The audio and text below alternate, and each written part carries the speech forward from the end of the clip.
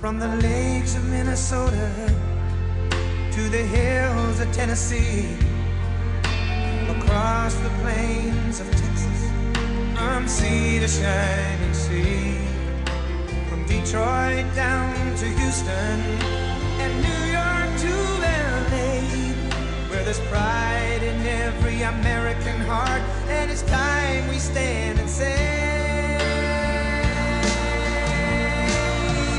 that I'm proud to be an American, where at least I know I'm free, and I won't forget the men who died, who gave that right to me, and I gladly stand up next to you and defend her still today, 'cause there ain't no doubt I love this land. God bless the USA.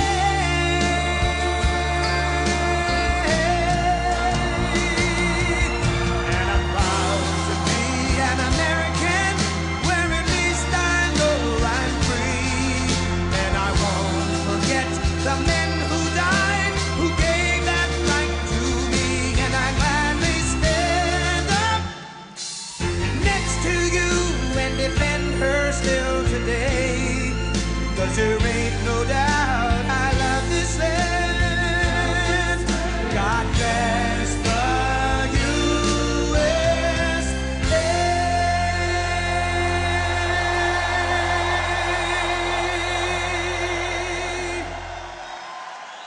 Wow, what a nice group.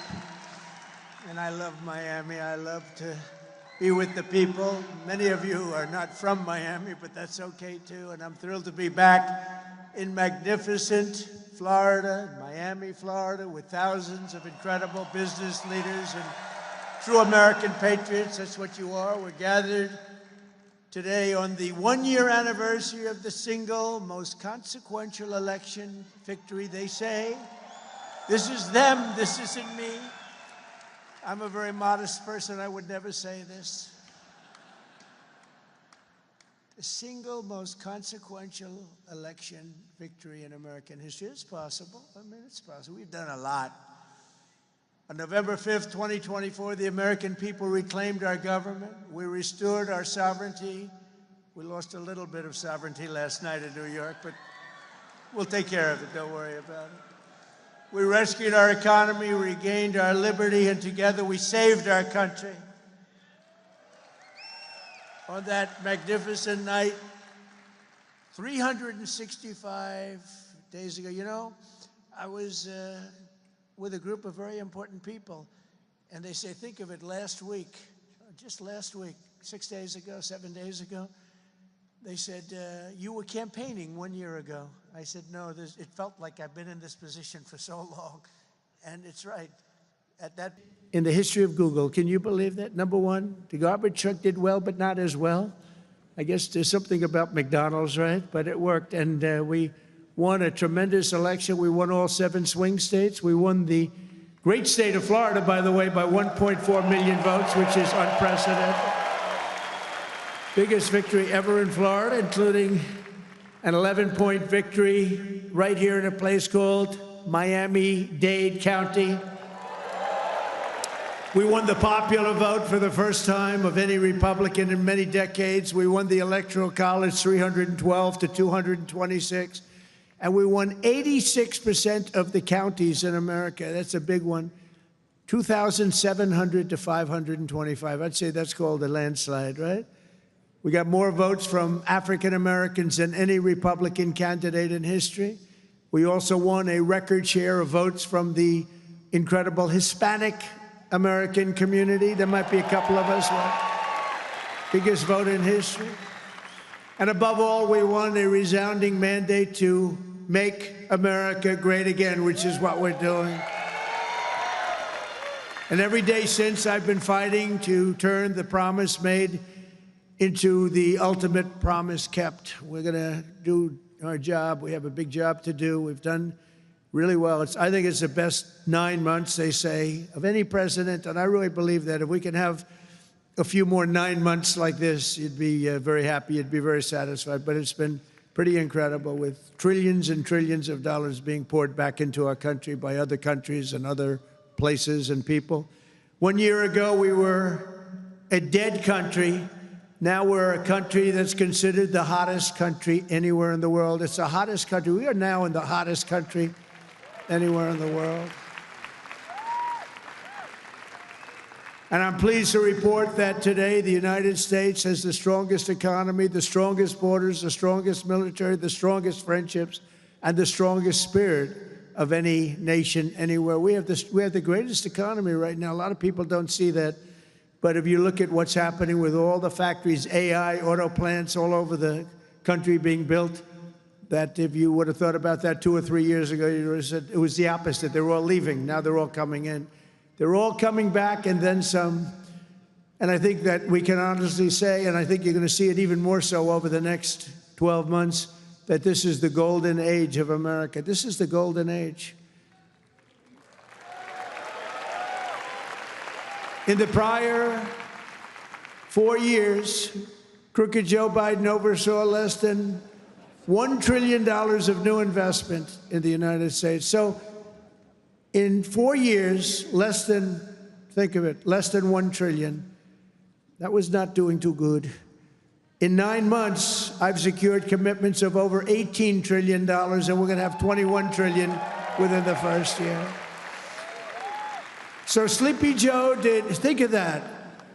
In 4 years, he did less than $1 trillion. We're going to have $21 trillion in 1 year. I would say it's slightly better. Slightly, just a little bit better.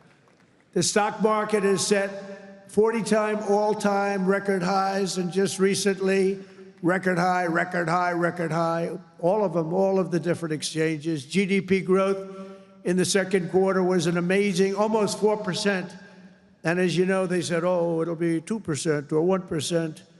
And it's been really helped a lot by the tariffs. It's been really helped incredibly, because this is really a transition period. We went from a horrible, failed country to a tremendous success. It's a transition, and yet we did almost 4%, triple and even quadruple almost every other country anywhere in the world. Think of that. In the third quarter, we're on track to achieve an estimated 4.2, maybe more, who knows. I think if you go a couple of years out, you're going to see numbers like you've never seen, because all of these places that are now under construction, they're being built, they're going to be open, and thousands of jobs, hundreds of thousands of jobs are coming in, even building them.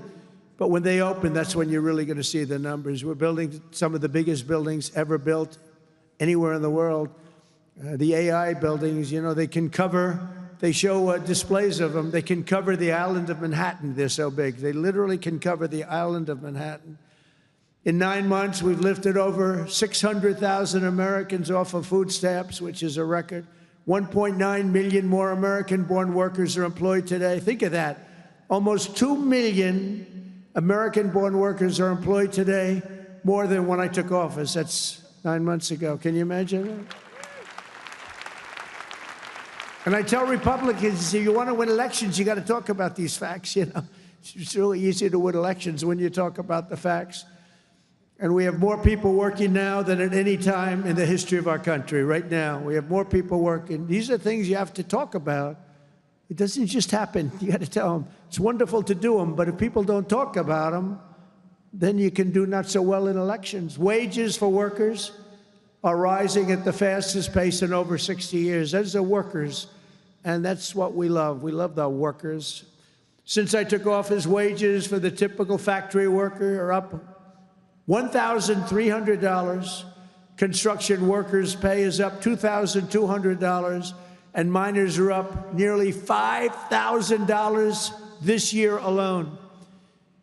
And that's good, because it's not, you know, such an extra cost to the company. It really isn't. Somebody would say, oh, what's going to cost more? The fact is that they're doing such business like they've never done. You're going to start seeing numbers coming out very soon that are going to blow your mind. Under Biden, we had the worst inflation in modern history. We had inflation that was so bad, costing the typical family about $33,000 over a period of time. Their policies send food prices up 23. They come in, You know, when I first came in, I was in for 3 days, and one of the fake news members, they're all back there. That's a lot of press. Fake news. They said, egg prices are through the roof. I was there for 3 days, and this maniac, this lunatic person, happened to be a woman. Sir, what are you going to do about egg prices? And they'd gone up like 4 or 5 times. I said, well, you just told me it has a problem. And people weren't buying Easter eggs. You believe it? I said, we're buying Easter eggs for the White House, for the egg hunt, the famous egg hunt. But within a couple of months, we got them down. We have a great Department of Agriculture headed by Brooke Rollins, and we did a great job, and we got them down to the level they originally were a long time ago. And we have that in just about everything. And if we don't have it, we get them down. Their policies sent food prices soaring 23%, the Biden policies. And it wasn't him. It was the people surrounding him around the desk. He didn't know what the hell he was doing. Biden. How the hell did that happen? Well, I know how it happened. A rigged election. That's how it happened. Think of the damage done. Although I must tell you, but this is a much more powerful term. I mean, this is a much better term. In one way, it's bad to see how bad people... You're going to see the same thing in New York, by the way. You watch what happens in New York. Terrible. But you're going to see that same thing. And I hope it doesn't happen, but you're going to see it. Gas prices are surging to $5 a gallon, even higher, and mortgage rates skyrocketed by 152%. But under the Trump administration, all of that is changing. Prices are coming down very fast, and we're bringing them back to the beautiful part where you can have, and you can truly say, we're talking about the American dream again. You didn't used to hear that term. You heard it during my 4 years, and then it disappeared. Now you're hearing it again more than ever. Because we had the most successful economy in the history of our country during my first 4 years. We rebuilt the economy, cut the biggest tax cut in history. We had the biggest tax cut in history, the biggest regulation cut in history. That's why we had the great economy. And now the only difference is we're doing better this time. Actually, we're going to have a bigger, better, stronger economy than the first 4 years. And that was the most successful economy in history. Gasoline prices have plummeted to the lowest in 2 decades. We're going to soon see $2 gasoline. Think of that, $2 a gallon. It was up to $4.50, $5. And you know, when you get gasoline and you get oil and gas down, it's so big, it's so massive, the importance of it, that everything else starts to follow. And that's what's happening. Grocery prices are way down, and Walmart just announced that the cost of their standard Thanksgiving meal, this is the greatest. They're wonderful. They come out every year with how much does a Thanksgiving meal cost compared to last year, right? And it always goes up, up, up. It's 40%, 30% more. Is 25% lower than 1 year ago. Isn't that great? That's a big deal, Rima. That's a big deal. I don't know if they care about that in Saudi Arabia, but here it means a lot. We got the princess here from Saudi Arabia. She's got a lot of cash. Serious cash, and she's a great person. So she doesn't care about the price of a turkey is down a little bit, you know, she doesn't have to worry about it. Since March, the price of eggs is down 85%. Energy prices are down, interest rates are down, despite the fact that we have a total nincompoop at the Federal Reserve. It was recommended by one of my real great people, who I'd never spoke to again. And the cost of the typical new mortgage is down by nearly $3,000 a year. Day by day, we're making America affordable again. It's going to be affordable again at a really record pace. And, you know, other people are going to take credit. All the mayors and all the governors, they're going to say what a great job. They didn't do a damn thing. Yet as we speak, the Democrats in Congress are trying to put all of this progress at risk and drag us back to the Biden policies of soaring prices, crushing energy costs, massive spending, open borders, let the world come into our country from prisons and from mental institutions, let them pour in, and rampant inflation. That's what Biden gave us, all of those things. With the reckless Democrat shutdown, virtually every Democrat in Congress has voted to hold the American people hostage in an effort to extort hundreds of billions of dollars in new spending. They're demanding free health care for illegal aliens that just came into our country from prisons and from mental institutions and drug dealers and drug addicts, and they want to give $1.5 trillion in giveaways that would turbocharge rapid inflation again, as they did the first time. You remember that just a couple of years ago, 4 disastrous years we just had. They were the worst years. Meanwhile, the radical left Democrats are causing millions of Americans who depend on food stamps to go without benefits. They're forcing federal workers to go without paychecks, and they're stranding thousands of travelers at the airports. And you understand it, and they understand it. All because they want to return to the failed Biden policies that created, and also Obama policies. I watched him the other day up talking, well, Donald Trump is a mean person. I'm not a mean person. I just want to have a country that's great again. Is that okay? I'm not a mean person. He's a mean person. He's a divider. He's a divider. Obama, Barack Hussein Obama. And by the way, ask him how he's doing on his museum library. He's got hundreds of millions of dollars of cost overruns. It's come to a dead halt. He built it in not a particularly good location. He's not into real estate, you know. He doesn't know about location. He doesn't know about location, but he built it in a location that's not going to be too good. But the thing has come to a dead halt. It's way over budget. It's sort of like Gavin Newsom in California. He's got a train that was supposed to go from San Francisco to Los Angeles, which is a stupid idea because an airplane is faster. I don't care how fast it goes. And they had plenty of airplanes. San Francisco, inside San Francisco to inside right there, L.A. And what they did is they said, oh, man, this has been going on for years. It's billions and billions of dollars over budget. So what they decided to do is cut it so that it doesn't go into San Francisco and into L.A. It goes way short of both. And then they cut it again and again and again. Pretty soon they're going to have like 2 miles of track. Billions and billions of dollars, totally incompetent. The biggest cost overrun proportionately that I've ever seen. Many, many, many times more. And it's no longer the same. It was supposed to go into the city. Now it's way short, many miles short of the city. So they're going to drop you off and you can walk the rest of the way. That train is going to haunt him. You watch, because he doesn't have what it takes. I tell you that. Slimy guy. He's a slimy one. Maybe that should be his nickname. Slimy Newsom, right? But he doesn't have it. But you look at that train, it's going to cost him. Republicans have voted 14 times to fund the government. And it's time for Chuck Schumer, crying Chuck. Remember he started crying at the airplanes? They were the worst forced tears. I've known him all his life. He's never cried. But he broke down in tears. He was so devastated. He didn't know why he was crying, but he just thought it was good to do. His people told him this was a good time to cry. Crying Chuck. But it's time for Chuck Schumer and the radical Democrat Congress to stop playing games with the people's lives and to pass a clean funding bill that they've done 30 times before. And to reopen government immediately, just reopen it. They don't like it to be reopened because we're setting records. They think actually, I don't think anything's going to hurt. We are so strong now that I'm not sure that anything's going to hurt. But it would be good to open it up, take care of the people with jobs that aren't going to get paid and aren't getting paid.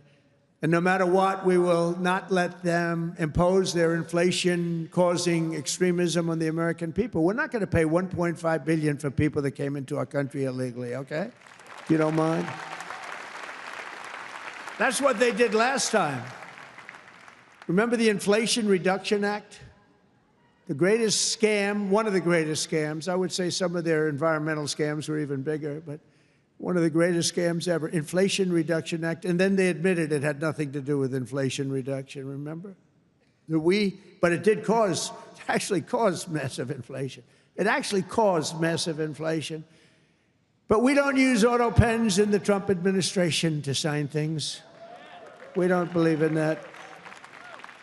You know, I get these guys come in with these big, beautiful documents, gorgeous, beautiful, must cost a fortune. I should check the price. But, you know, a general is being made or something, you know, some big post. And they said, sir, would you sign this, please? It's going to be a 4-star general, or it's going to be a big cabinet position, or it's going to be something with medical or whatever. I take my pen and I sign it. In his case, they walk it into a room and they give it to somebody who's no idea who Biden is. But Biden doesn't have any idea who he is either. And they have a machine sign it, the auto pen. And all of the pardons, he gave thousands of pardons to people. He had no idea about it. He didn't know about it, and therefore all those pardons are void. You know, you have to have, it's a very complicated thing if you're going to use the machine. You have to do it properly. And he didn't have any idea what was happening. And this is what we had as a president. We don't want that. You have the opposite right now. I don't want to be braggadocious, but you have the exact, I know exactly what's happened. If you want to see what congressional Democrats wish to do to America, just look at the result of yesterday's election in New York, where their party installed a communist as the mayor of the largest city in the nation.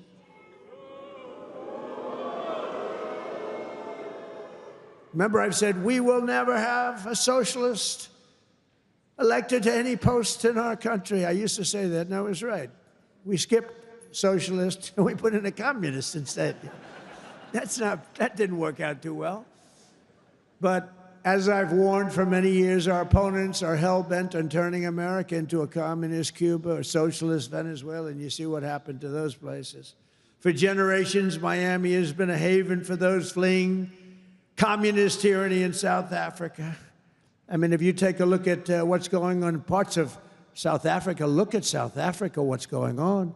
Look at South America, what's going on. You know, I'm not going to, we have a G20 meeting in South Africa. South Africa shouldn't even be in the Gs anymore, because what's happened there is bad. I'm not going. I told them I'm not going. I'm not going to represent our country there. It shouldn't be there. Take a look at what's happening in different parts of South America. Take a look at what's happening in different parts of the world. But now the Democrats are so extreme that Miami will soon be the refuge for those fleeing communism in New York City.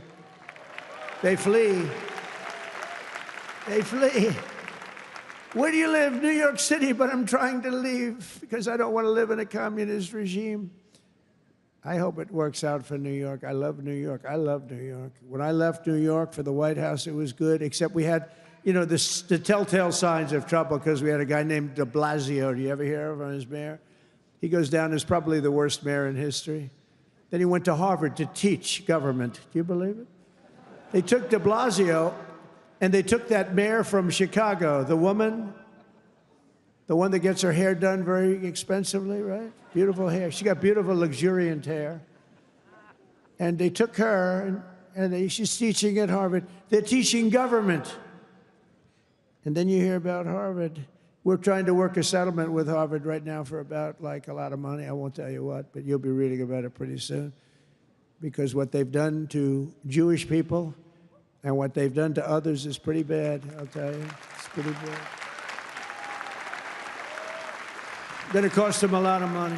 After last night's results, the decision facing all Americans could not be more clear. We have a choice between communism and common sense. Does that make sense to you? Common sense. It's common sense or communism. And, you know, you take a look back 1,000 years, it hasn't worked. If it worked, we'd be using it, I guess, but it hasn't worked. Our opponents are offering an economic nightmare. We're delivering an economic miracle. We have delivered in 9 months, this is an economic, the biggest investment of funds in a country in history by many times. That's good. They want higher spending for government and illegal aliens. We want bigger paychecks for American workers and American families, and that's what we're delivering. You see that. They stand for crime and chaos and corruption. We stand for law and order and justice. Also, strong borders. Boy, do we have strong borders. They put America last. We put America first. We put America first. And as long as I'm in the White House, the United States is not going communist in any way, shape, or form. We'll stop it. We're going to stop it. Stop this nonsense. You know, I said they were voting last night. You can have a communist or a thug. A communist, and they took the communist, you know. It's pretty amazing. We could have done a little better in terms of candidates. From day one of my administration, I've been fighting every single day to turn around the catastrophe we inherited to make America the best place on the planet Earth to do business. And that's what it is. Right now, we're the #1 place. I'm getting plants approved in 2 weeks. It used to take 20 years before they got rejected.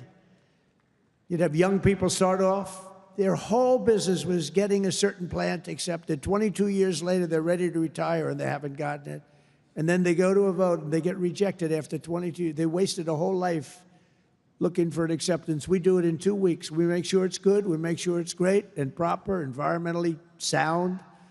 Takes 2 weeks. My goal is to have the best tax rates, the lowest energy cost, the lowest regulatory burden, the most advanced technology, and the fairest trade deals anywhere in the world. You know, we're leading China. We're leading everybody by a lot in AI.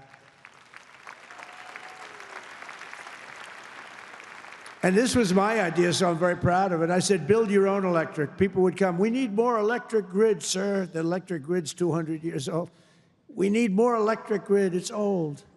The electricity that the AI plants need alone is double the entire electricity that we have in the country right now. Can you believe it?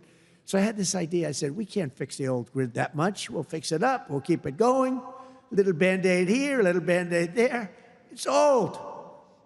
And I said, here's what we're going to do. We're going to let these geniuses build their own electric generation. So they are building their own electric utility plants. They become a utility, if you think about it. They're building the utility and the electric right alongside. This is where they have their transformers and everything. They're building the most expensive electric plants you've ever seen, generating plants. Some by nuclear, some by oil and gas, some by coal as a substitute. They're building them right next to their plant, and they're incredible. People say they've never seen anything like it because these minds are genius. To them, an electric plant is not complicated.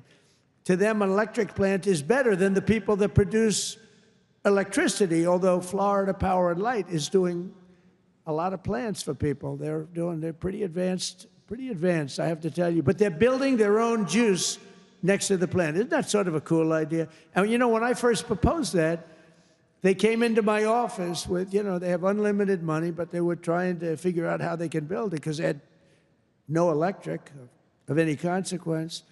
And I said, you're going to build your own plant. I'm going to get you your approvals in 2 weeks, 3 weeks, maybe a month if I'm slow.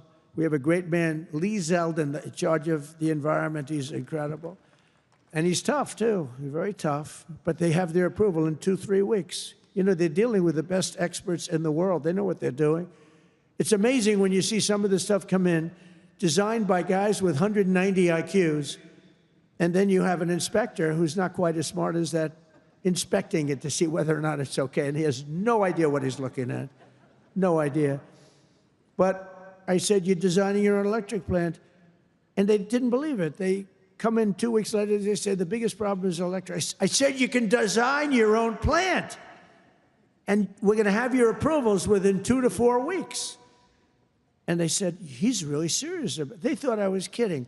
It was so good, they couldn't believe it. They'd leave, and they couldn't believe it. It took me 2 or 3 times to say it. Yeah, they're designing their own electric plants, and it's unbelievable. And then they're going to sell their excess electricity back into the grid. So we benefit in that way, too. In July, I proudly signed into law the largest tax cuts in American history. Now, that's the second time. I did it the first time, but these are even larger, the great, big, beautiful bill. And that includes no tax on tips, no tax on overtime, no tax on Social Security for our great seniors, no tax on Social Security. I wonder which is the most popular of the no tax on tips. You know, I was in Nevada, in my building in Las Vegas, and I had this beautiful young waitress come up to me. I never talk about beauty anymore because politically, if you mention somebody's beautiful, that's the end of your political career. So I don't mention that she was beautiful, but she was beautiful. And she came up, and I said, how you doing? Oh, sir, I'm not doing well. The government is horrible on tips. I said, really? How do they tax? They tax tips? They tax us and they go after us. I've never seen anything like it. It's made my life miserable. Sir, there should be no tax on tips. She said to me, no tax on tips. I said, say it again. She said, sir, there should be no tax on tips. So we had a lot of the fake news waiting for me outside of the restaurant. So I went out, I said, ladies and gentlemen, I have an announcement to make. There will be no tax on tips. That's how it all started. And I won Nevada. I won Nevada. Because, you know, in Nevada, every job is basically, you know, you're a waitress or you're working in a hotel. No, that's how it started. So it was amazing. We won Nevada easily, which is usually not a stronghold for Republicans, but it's become a stronghold. So I want to thank the waitress. She did a great job. But when she said those words, sir, there should be no tax on tips, it's amazing. Somebody else would hire a consultant, pay them millions and millions of dollars. They'll come back. And they'll say, sir, I think you should absolutely tax tips. And you'll lose the election. But we also have 100% expensing for all new factories, plants, and equipment so your businesses can write it off all in 1 year. And that's a lot of jobs you're doing and producing. That was, to me, the biggest thing in the first bill. But this is even better because this goes for a 10-year period. Upon taking office, I signed an executive order requiring that every one new regulation, every time we issue a new regulation, think of this, 10 old regulations must be eliminated simultaneously. So if we give you one, you get rid of 10. And so far, for 9 months, we're exceeding that. And it's 30 to 1. For every new one we give, they're getting rid of 30 old, broken down regulations. And we've slashed nearly $1 trillion worth of regulatory burdens. We have regulations that are so old and nobody uses them, but they stymied a lot of production, a lot of jobs. And I did it the first time, and we had the largest regulation cuts in history, and now we're exceeding it this time. So it's big. It's one of the reasons we did so well then, and I think it's one of the reasons we're doing so well now. Again, we have to talk about it, because if we don't talk about it, nobody else, the fake news, is not going to talk about it. And we have streamlined permitting for the new energy and mining projects. What used to take decades now takes 28 days. And on day one, I signed an executive order to unleash American energy and officially terminate the Green New Scam. Has anyone ever heard of the Green New Scam? Remember the old thing, global warming, and then it would be too cool? And then they said global cool. They didn't know what the hell to say. So they came up with the greatest, climate change. No matter what, if it goes up, if it goes down, climate change. They're very, very smart people, but not smart for us. They're smart for them. But my policy was very simple. Drill, baby, drill. We're drilling like crazy right now.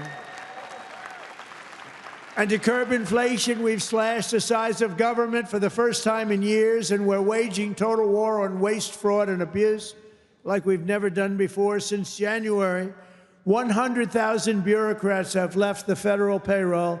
Government spending is down 2.5% this quarter compared to 1 year ago. Think of that. And in stark contrast to last administration, 100% of all new jobs created in America under my administration have been created in the private sector. 100% of the jobs have come from the private sector. Otherwise, you don't have a country. I mean, I love government workers, but if you have all government workers, you don't have a country, do you? At the same time, my tariffs are bringing in hundreds of billions of dollars and are helping slash the deficit this year by more than 50%. Did you see the numbers? We're going to be down 50%, anywhere from 25 to 50, but closer to 50%. Who would think that one? Those are big numbers. Now, take that out 2 or 3 years. To embrace a vital industry here in Miami, I've also signed historic executive orders to end the federal government's war on crypto. Crypto was under siege. It's not under siege anymore because it's a big industry. It's a big industry, and I have a lot of people that are great people, great business people. They're in other businesses, but they're in crypto too. And it takes a lot of the pressure off the dollar. It does a lot of good things, but we're into it. Biden was vicious on crypto. They were going after these crypto guys. It was terrible. They were under indictment, but I got indicted too. I made a phone call. Congratulations on your victory. He made a phone call. Let's indict him. These people are the worst. Then they say, he's gone after Comey. They indicted me, they impeached me, they did everything. It's unbelievable. Who the hell else could have taken that? Do you guys know anybody else that could have taken it? I don't think so. A lot of people say, you're the only one could have taken that. I don't know if that's true, but there aren't too many. We're making the United States the Bitcoin superpower, the crypto capital of the world, and the undisputed leader in artificial intelligence. We're leading China by a lot. And don't forget, if we don't do the crypto properly, China wants to do it. They're starting it, but they want to do it. Other countries want to do it. If we don't do it, it's a big industry. We're honored to be joined today by a man who has been a true champion for many of these bold policies. He really has. He's been a great guy. He was a little late in his endorsement of me, I'll be honest with you. He endorsed me. You know, these guys that endorsed me after I won, I don't know. That's not... Sir, I'd like to endorse you. No, I won the election. Nah, he's a good man, actually. I've known him a long time. He's helped turn the area into one of the hottest markets in the country and one of the greatest cities in the world. Miami Mayor Francis Suarez. Please, Francis, come up, please.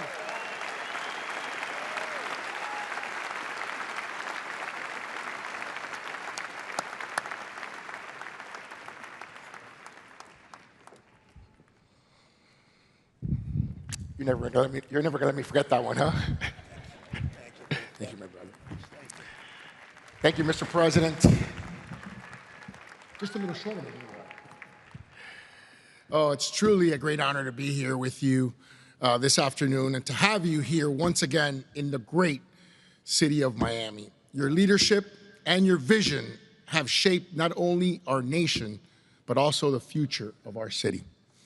Miami's success today is rooted in the values that are deeply American: opportunity, freedom, safety, and innovation. These are values that you have championed with conviction, and they are the same values that have made Miami a symbol of what's possible.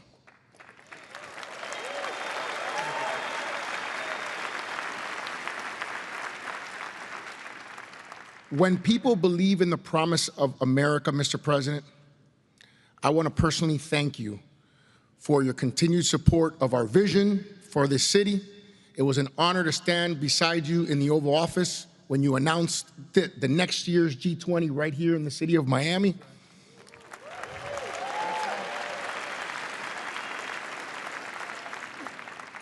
Thank you for choosing our city to host what is perhaps the most important and consequential gathering of leaders from around the world. Miami has come a long way, and we will rise to the occasion, Mr. President. On behalf of the people of Miami, it is my privilege and honor here, on behalf of my wife, the America Business Forum, Nacho, Sergio, and everyone, to give you like real estate, right? I do. Yeah. This is a key that opens some really nice presidential library real estate.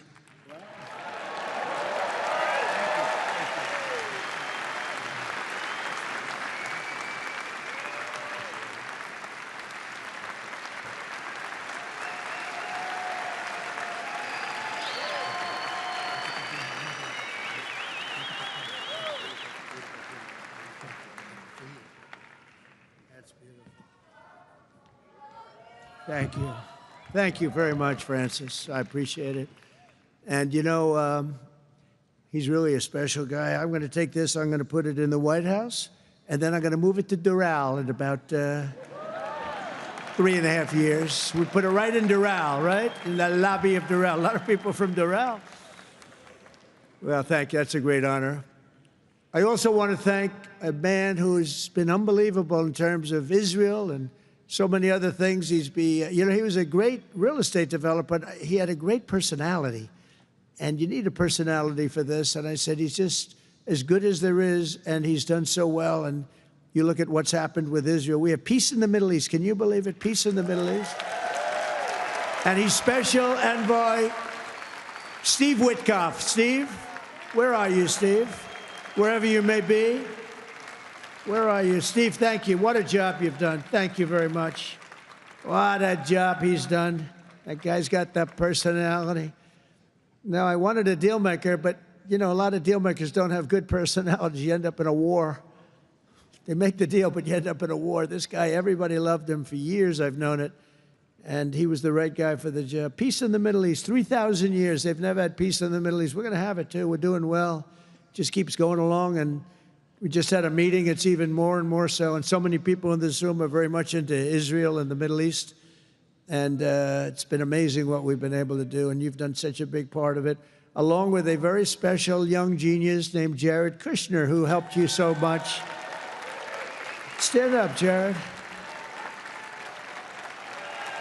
And he's the father of the Abraham Accords, right? He's the father of the Abraham Accords. And by the way, my granddaughter, Arabella, would you stand up, Arabella? She looks so great. I said, how are your marks in school, Arabella? Grandpa, I have all A's and A+, you know that. Like it was a stupid question I asked her, right? We're proud of you, Arabella. Jared, thank you. What a great job. But we have a lot of people joining now the Abraham Accords. And hopefully we're going to get Saudi Arabia very soon. But I'm not saying that. I'm not lobbying. No, but we have a lot of people. We have a lot of people that are coming aboard. You know, the key was when we took out the nuclear capability of Iran, all of a sudden everybody said, wow, that was nice. They've been wanting to do that for 20 years. Saudi Arabia's ambassador to the United States, Princess Rima, thank you very much. Please stand up. Thank you. Thank you. Thank you very much. Say hello to everybody. Okay? Say hello to a great group of people in Saudi Arabia. Thank you. Stephen Miner, mayor of Miami Beach. Stephen Miner. Where is Stephen? Thank you, Stephen. Thank you. Good job you're doing. Excellent. Thank you, Stephen. The mayor of Coral Gables, Vince Lago. Vince Lago, thank you. Thank you. Great job, Vince. The mayor of Doral, I love Doral. And I like this woman a lot, Christy Fraga. Christy. Where's Christy? Thank you, Christy. I like Doral. We also have commissioners Damian Pardo, Laura, Dominquez, Ralph Rosado, Miami-Dade Supervisor of Elections, Alina Garcia, the president of FIFA, Gianni Infantino. FIFA, where's Gianni? Whoa, Gianni, my boy. I didn't know he was going to be here. He's big stuff. And the world, look, you know, Gianni and I worked the deal originally, and it looked like I wasn't going to be president because it was in this term, right? So when they rigged the election, I said, oh, man, I have to run again because I want to be president when they have the World Cup, right? And look what happens, Johnny. I'm president when we have the World Cup. It wasn't supposed to be that way. But I can only tell you that the tickets are selling at numbers and record like they've never sold ever before. I heard you just told me that they're doing record business, right? We had the World Cup coming. Think of it, we have the World Cup coming, we have 250 coming, and we have the Olympics. 250 is 250 years of age. And we have UFC at the White House, by the way, on June 14th. That's going to be at the White House. That's going to be a tough ticket. That's UFC, but we have, think of it, Johnny is there with FIFA, and we have the Olympics. We have it all coming. It's all this thing. I'm glad I'm sort of happy the way things worked out, you know? It's turned out to be as good as it could be. I think we've made more progress than we ever could have made in the second term. I think this is really more progress being made.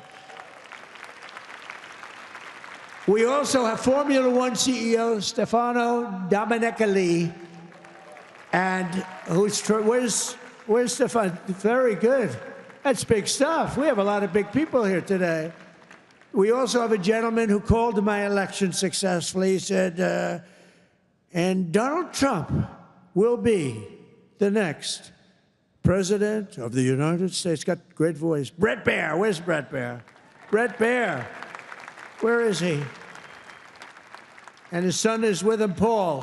Paul's a very good golfer, so is Brett. Thank you, Brett. He's doing an interview with me right after the... Oh, is that Paul? Stand up, Paul. Paul, did we take your father easily in golf? Tell me, huh? That was easy, right? Get ready. We'll do it again. Thank you very much, Paul. You look great. Also, I want to thank your two great senators, Ashley Moody and Rick Scott. And, you know, I just left them. Believe it or not, I had a meeting with all the senators this morning. I gave them my vision because, frankly, it's always nice to have good vision. And they are two terrific senators, and they're in Washington working hard, and they were going to come. And I said, do me a favor, stay back and work on the things you're working on. They're working on really things. And Ashley is in the election. Rick just won his election. They're two great senators that you have right here in Florida. So that's really good. And they're working to make America great again. So I said, stay back in Washington. Together with many of the people here today, we've achieved more in 9 months than most administrations achieve in 8 years. It's true. We've really done a lot. We inherited the worst border in history, and within a matter of weeks, we turned it into the strongest border anywhere in the world, and they have some pretty strong borders, but we have literally no people coming through. They do come in. They come in legally. You know, we want people to come in. We want to make it real easy for them, actually, but they come in legally. So you have to know that. We just don't want criminals coming in. We don't want people from prisons. We don't want prisons dumped into our country like Venezuela did. They emptied their prisons into our country. We don't want that, right? For months in a row, 0 illegal aliens have been admitted into the United States. 0. They actually announced it. This is an official 0. Remember when Biden said, I have no control over the border? Millions of people pouring through, not people that you could look at them, not that we discriminate. You could look at them and say, these are not going to be perfect for our country. They were rough people that they let in. They had 11,888 murderers, 50% of which murdered more than one people. We don't want them. We're getting a lot of them out. Hopefully, we're going to soon have all of them the hell out of here. Either out of here or we have to put them in jail because they're so dangerous. Some are so dangerous, we don't want to bring them out. We'll just make sure they never come back in. But this is what they were putting in our country, and it's a disgrace. On day one, I signed an executive order to designate the drug cartels as foreign terrorist organizations. We had a big, strong, positive number come out just recently. The drugs coming into our country are way down. I'll tell you where they're really way down is drugs coming in through water. People are saying, no thanks. I don't think I want to ride in that boat today, please. We want you to take these drugs into the United States. You know what? I think I'll take a pass, sir. The drugs coming in by border are not much. Every boat that we hit kills, think of this, if it gets through, kills 25,000 Americans plus, but 25,000 Americans. Every time we hit a boat, we save 25,000 lives. Got to look at it that way. And we're arresting and removing thousands and thousands of dangerous gang members, MS-13, Tren de Aragua, all these gang members are being thrown the hell out of our country. And if you look at Washington, D.C., it's now a safe community. We're in Memphis, and within 2 weeks, all of a sudden, it's like a safe community. It's really made unbelievable progress. And we're blowing up cartel terrorists. We're blowing them up linked to the Maduro regime in Venezuela and others. Look, it's not just Venezuela. But a lot of things are coming in. Look, Venezuela emptied their prisons into our country. Nobody wants that. They emptied their prisons into our country. We're liberating our cities from the scourge of violent crime, making our country safe and beautiful again. We're starting in our capital, Washington, D.C., which right now you can walk through the middle of Washington. You have no problem. 6 months ago, that wasn't the case. 1 year ago, it was a disaster. But law enforcement, our military has done an incredible job, actually. It's a safe, very, very safe city again. And it's been beautified. We're putting new medians in. We're covering the roads with nice, clean, beautiful asphalt. We're redoing the grass in the parks. It's really becoming beautiful again, and it's safe. We don't get calls that, think of it, call to the parents, your son, sir, has been killed. He came to see the Lincoln Memorial, and he's dead. No, that's not happening anymore. We run it tough. We run it very tough. Sometimes you have to be a little tough to get rid of. These are thugs. These are bad people. We're bringing them the hell out of our country where they came from. We renamed the Department of Defense to the Department of War. And well, if you think about it, after the Second World War, they changed it to defense, right? So we won the First World War, we won the Second World War, we won everything in between and everything before, never lost a war. We still don't lose wars. Sometimes we don't fight to win. You know, we'll stay around the country for 15 years, just bomb the hell out of everybody, make everybody miserable. Nobody knows why we're there, you know, the wars that never end. But we made it clear that the days of political correctness in our military, they're over.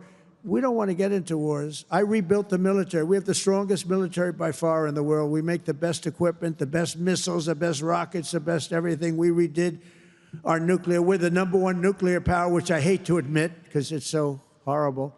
It's such a horrible situation if it ever has to be used. Russia's second. China's a distant third, but they'll catch us within 4 or 5 years. They want to catch us, and they'll be able to catch us. And we're maybe working on a plan to denuclearize the three of us, so we'll see if that works. But we have the strongest military anywhere in the world by far. We're investing $1 trillion in the United States Armed Forces this year. It's the biggest amount we've ever invested, and the spirit of service members is soaring like never before. We used to have recruiting shortages a year ago. You remember, you couldn't get people to join our military all around the world. You couldn't get them to rejoin. You just couldn't, no matter what you do, that we were way short. Now you can't get into our military. The waiting list, you have waiting lists to get into our military because we have spirit in our country. And all around the world, America is making peace, and we're really making peace through strength because they know they're not going to mess around with us. Nobody's going to mess around with us. You saw what happened. We made a deal with China last week, and we made a deal with Japan last week. We made a deal with Malaysia. They helped us so much. All great economic deals, all great. Great for everybody. In 8 months, I ended 8 wars, including Kosovo and Serbia, the Congo and Rwanda. That was going on for a long time. Pakistan and India. You know, I was in the midst of a trade deal with both of them. And then I read on the front page of a certain newspaper, I said, I don't know, mention the newspaper because it's usually fake news, but I heard they're going to war. 7 planes were shot down. An 8th was really badly wounded. But 8 planes were shot down, essentially. And I said, this is war. And they were going at it. And they're 2 nuclear nations. I said, I'm not going to make any trade deals with you guys unless you agree to peace. No way, this has nothing to do. I said, it has everything to do. Your nuclear powers. I'm not trading with you. We're not making any deals with you if you're at war with each other. A day later, I get a call. We've made peace. They stopped. I said, thank you, let's trade. Isn't that great? Tariffs did that. You know what? Tariffs. Without tariffs, that would have never happened. Israel and Iran, Egypt and Ethiopia, Armenia and Azerbaijan, and Cambodia and Thailand. All of them were in war, starting war. Some of the wars were 32 years old. One was 38 years old. Amazing. They tried to, President Putin, I spoke to him 2 weeks ago, and he said, on the one, he said, we've been trying to settle that war for 10 years. We weren't able to do it. You got to settle. I got some of these things settled in an hour. No help from the United Nations at all. The only thing I got from them was a blank teleprompter. Remember I went up there, Princess? Ladies and gentlemen, on behalf of the United States of America, President Donald J. Trump, I'm looking at the teleprompters, and I have all my friends, including your family, sitting out there, 158 leaders, some in beautiful silk white robes, others in bad shirts, bad ties, and some in beautiful shirts and ties. But they're all the leaders, 158 leaders. And they're saying, President, and I'm walking up to the President Donald J. Trump, and I'm looking at the teleprompter, stone cold blank. They did it on purpose. And I think I gave my best speech. That's what I was told.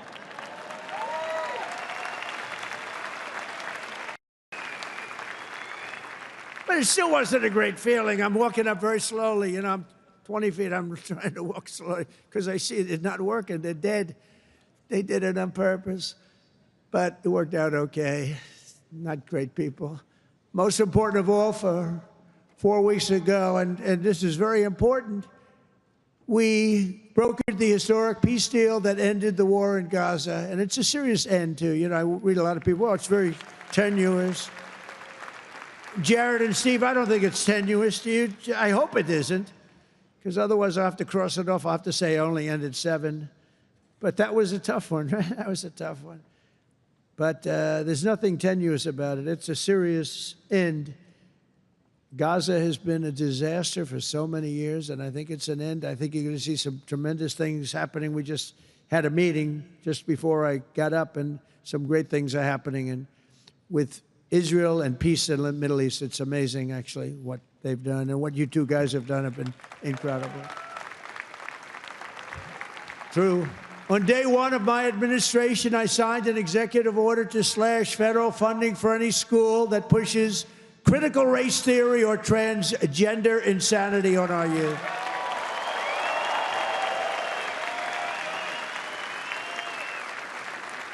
And we completely banned the chemical and surgical mutilation of our children. Think of that. Can you imagine somebody 15 years ago saying we stopped the surgical mutilation of our children? We stopped the chemical mutilation of our children. Can you imagine that? They would have said, this guy's crazy. And now you're saying thank you very much because you know it's true. How about this one? We got men out of women's sports. It's over. It's over. Men out of women's sports.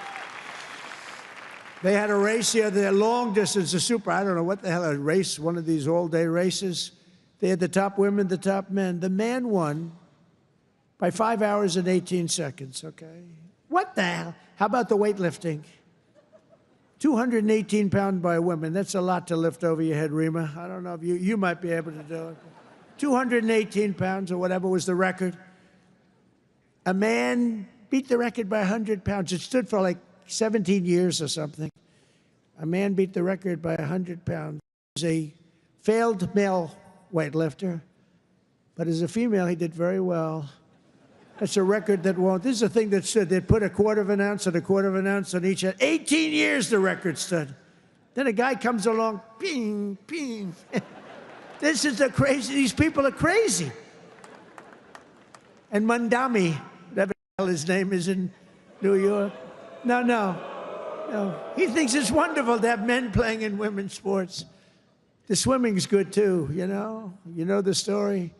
Records are being beaten by numbers that nobody's ever seen, nobody ever thought possible. But a lot of those records are being changed back to where they should be, and I made it the official policy of the United States government that there are only 2 genders, male and female.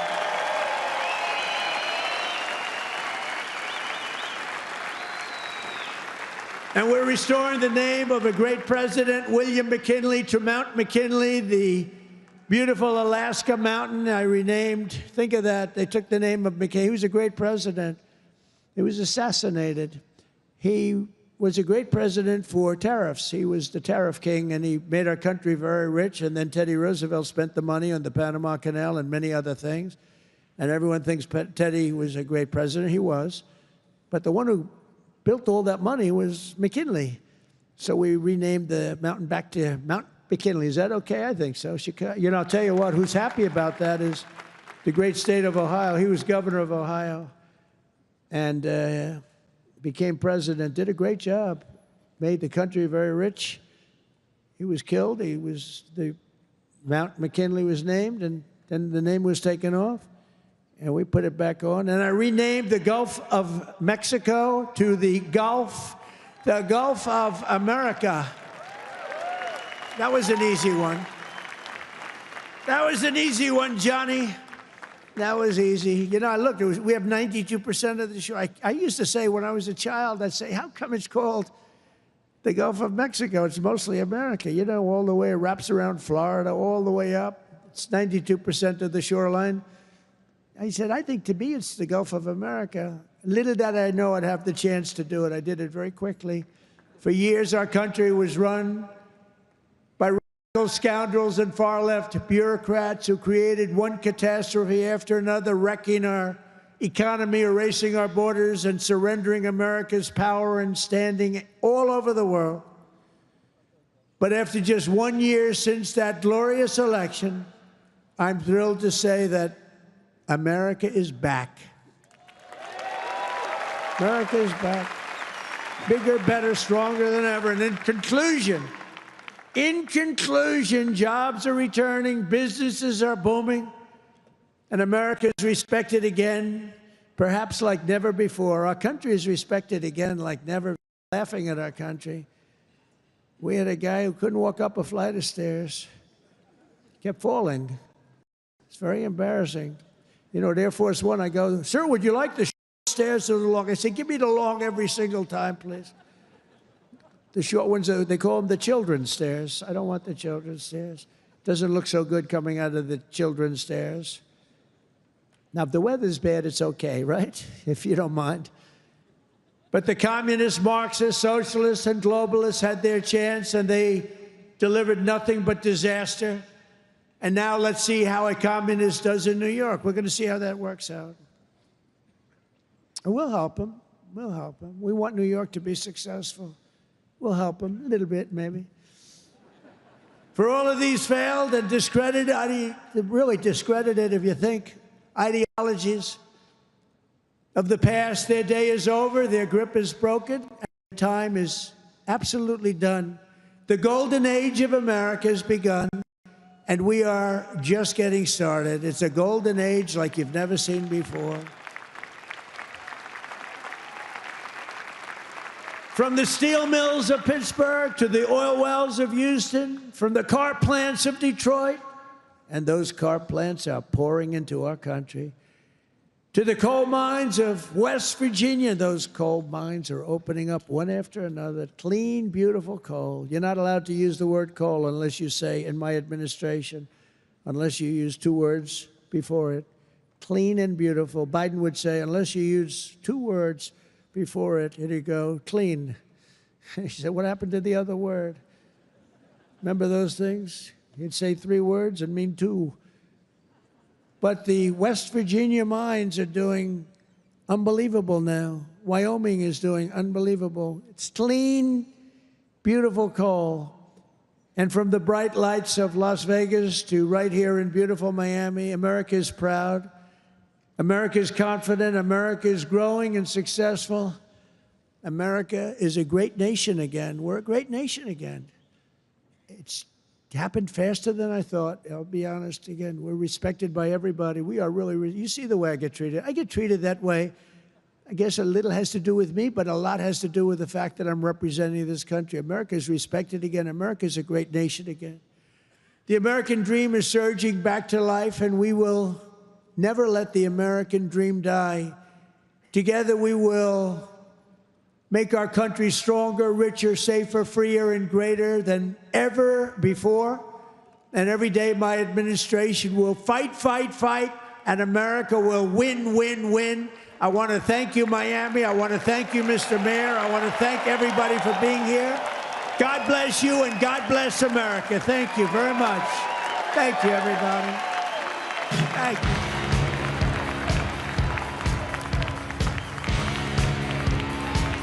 Thank you.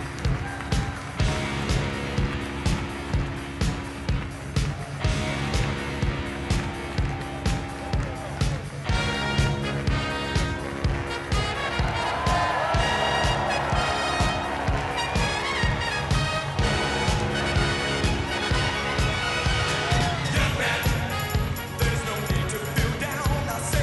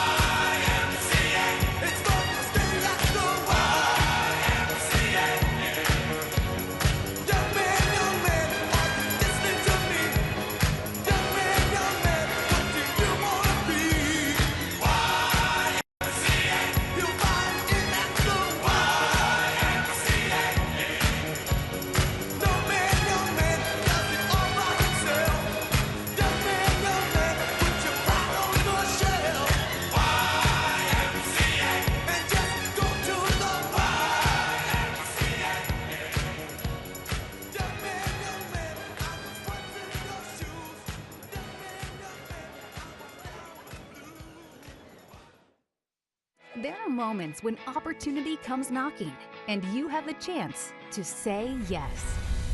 When things that previously seemed impossible are now within reach. As a dedicated financial partner, we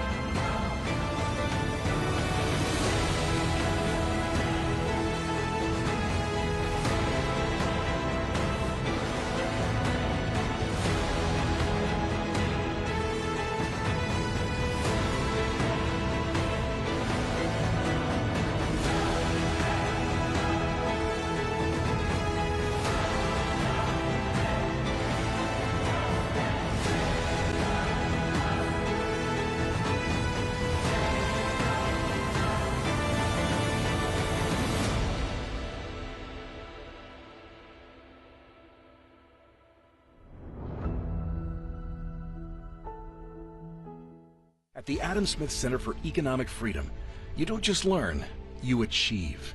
Through our interdisciplinary Bachelor of Science in Business and Government Leadership, you'll gain perspective, innovate, and connect with real-world leaders. It starts with me. It starts with me. It starts with me. It starts with you. Leadership starts here.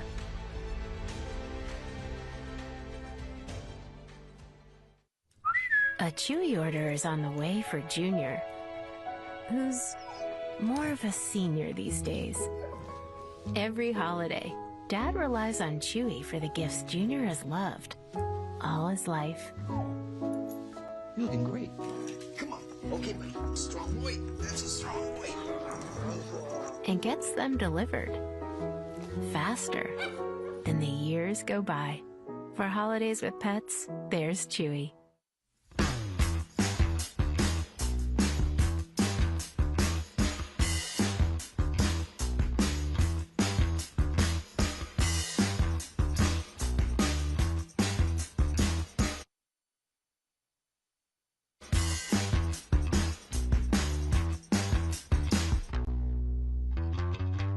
When a pioneering investment inspires you to dig deeper and step up to the highest level, that's the PIF effect.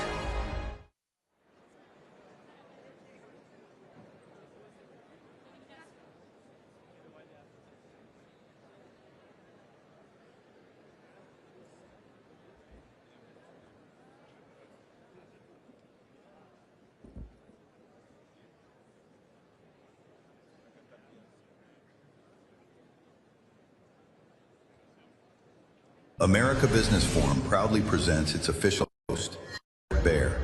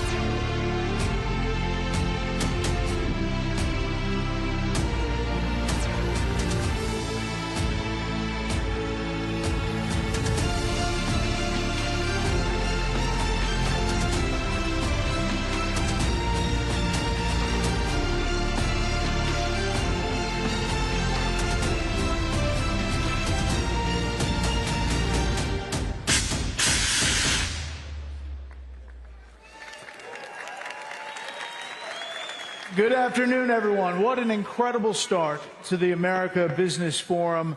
I am honored to join you this afternoon as we continue these conversations that connect business and policy and the future right here in Miami, the crossroads of the Americas. You know, it was great to hear President Trump and his remarks. Didn't know that he was going to call out my son for beating me at golf, but that was fine. I did an interview with President Trump afterwards, a one-on-one interview that'll be on Special Report, my show, 6 p.m. tonight, where he made a little news. So I'll leave that as a tease. We have an exciting lineup ahead, so let's keep the energy going. Not Tony Robbins, maybe, but let's keep the energy going and dive in.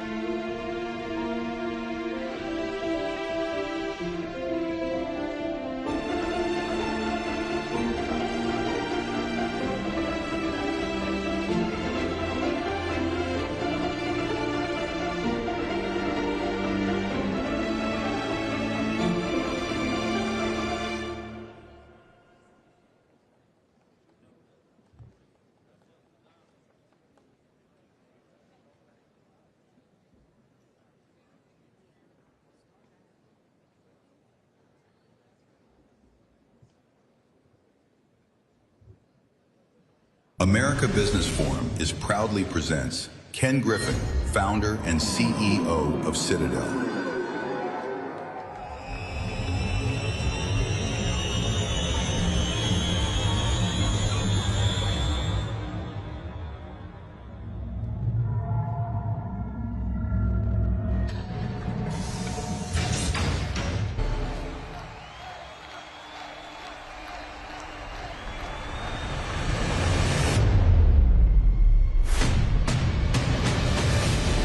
Started in a Harvard dorm room with a satellite dish and an idea.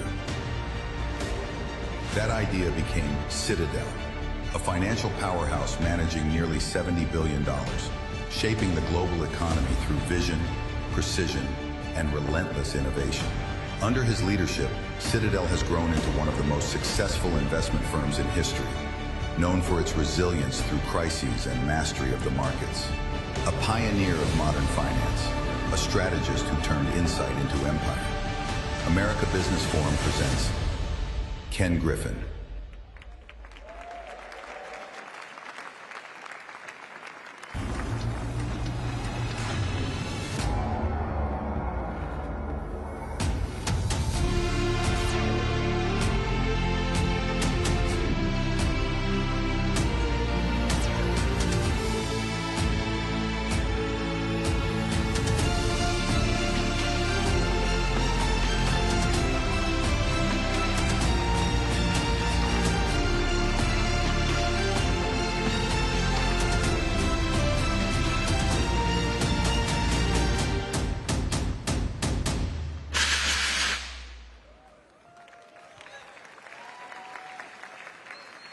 For the following interview, Brett Baer, official host of the America Business Forum, takes the stage.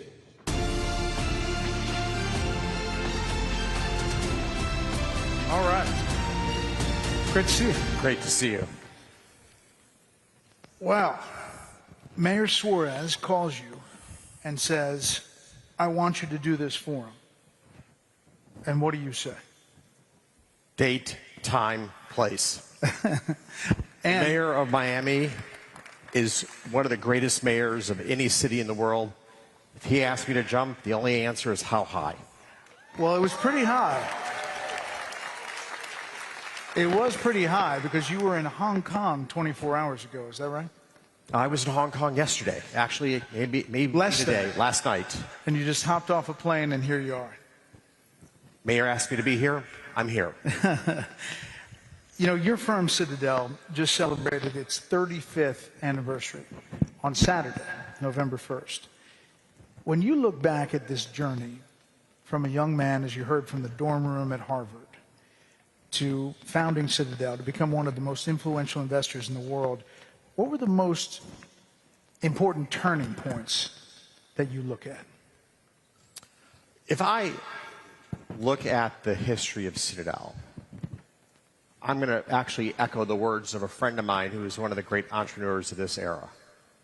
The great entrepreneurs have the right toolkit, the right skills to solve the problems that are relevant to society at that point in time. And so when I started Citadel 35 years ago, it was the intersection of computers, quantitative analytics, and finance was the brave new world of Wall Street. And over the 35 years, by combining knowledge across all three spectrums, we have built one of the world's most successful investment firms.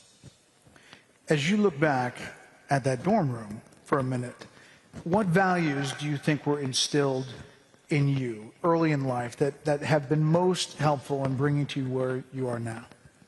You know, when I was a young man, I played soccer. I started playing soccer when I was 6 years old. I actually played for about 35 years of my life. And what you realize when you're playing on a team is the power of a team. And so one of the great strengths of Citadel over the last 35 years has been our constant focus on just always recruiting the best and brightest to join our team. You learn that playing team sports. Winning teams are teams that collaborate well together, they communicate well together, they row in the same direction together.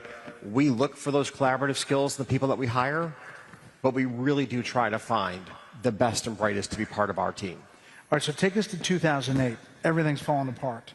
The headlines about your firm, they say, firm's steep losses, Citadel's year to forget.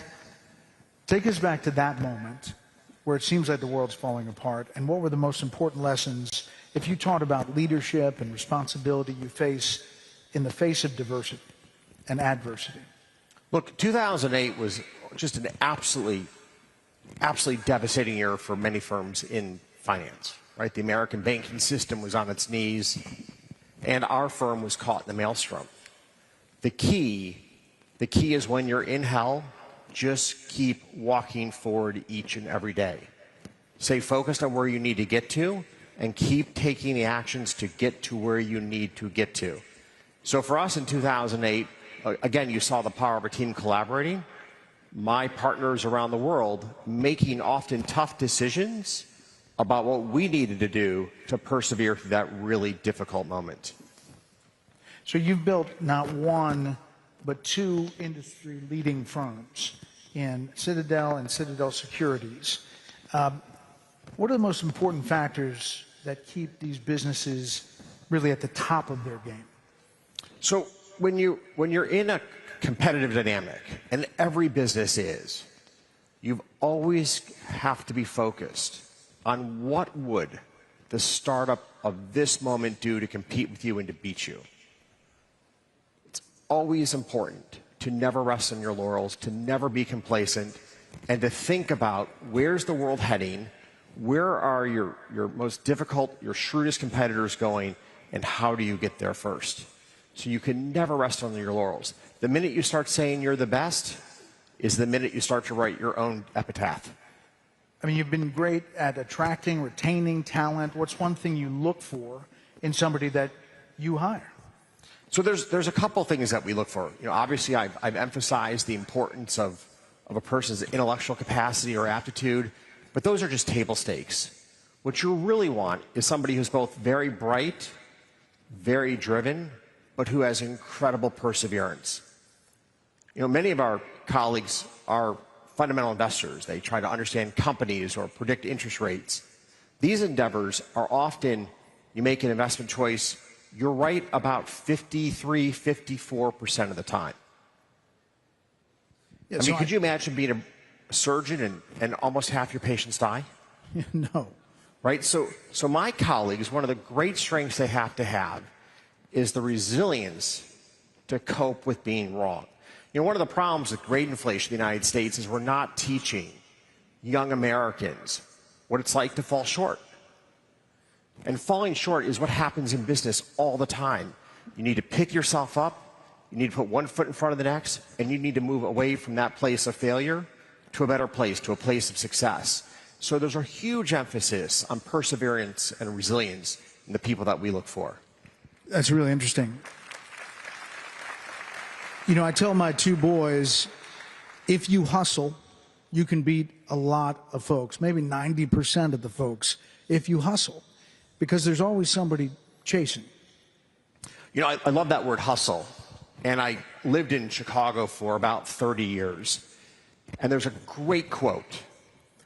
Things may come to those who wait, but only those things left behind by those who hustle.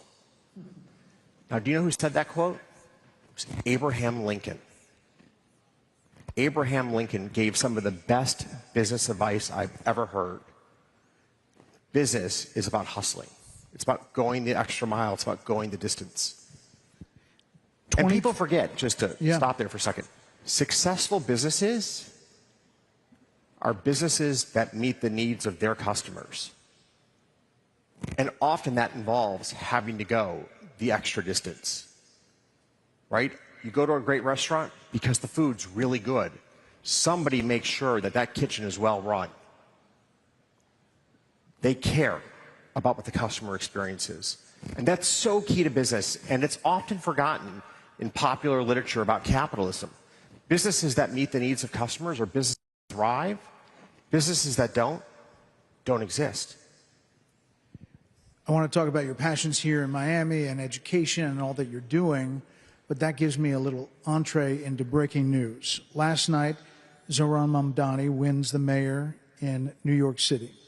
There are some people looking at that saying, you know, it's a different environment for businesses. And is it going to lead to an exodus? Will there be a ton of businesses and people who come to a place like this in Miami as a result of that? Knowing what you know, and you've obviously moved to Miami from Chicago, what do you think of last night's result there?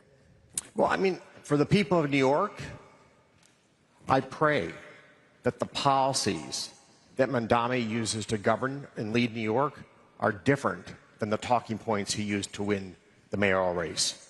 The people of New York deserve better.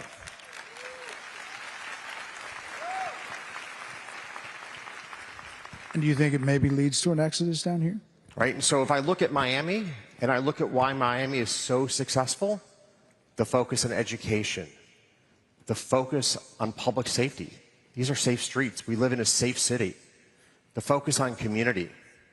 This is a city that has great pride in what we've accomplished together and what we will accomplish ahead.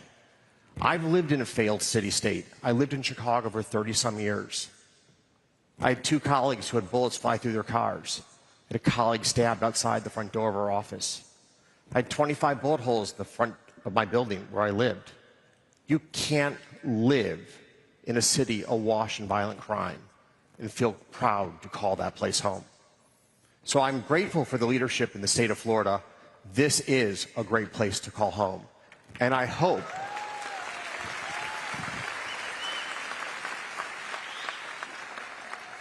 and I really hope that when Dami thinks about leadership, he thinks about the right role models.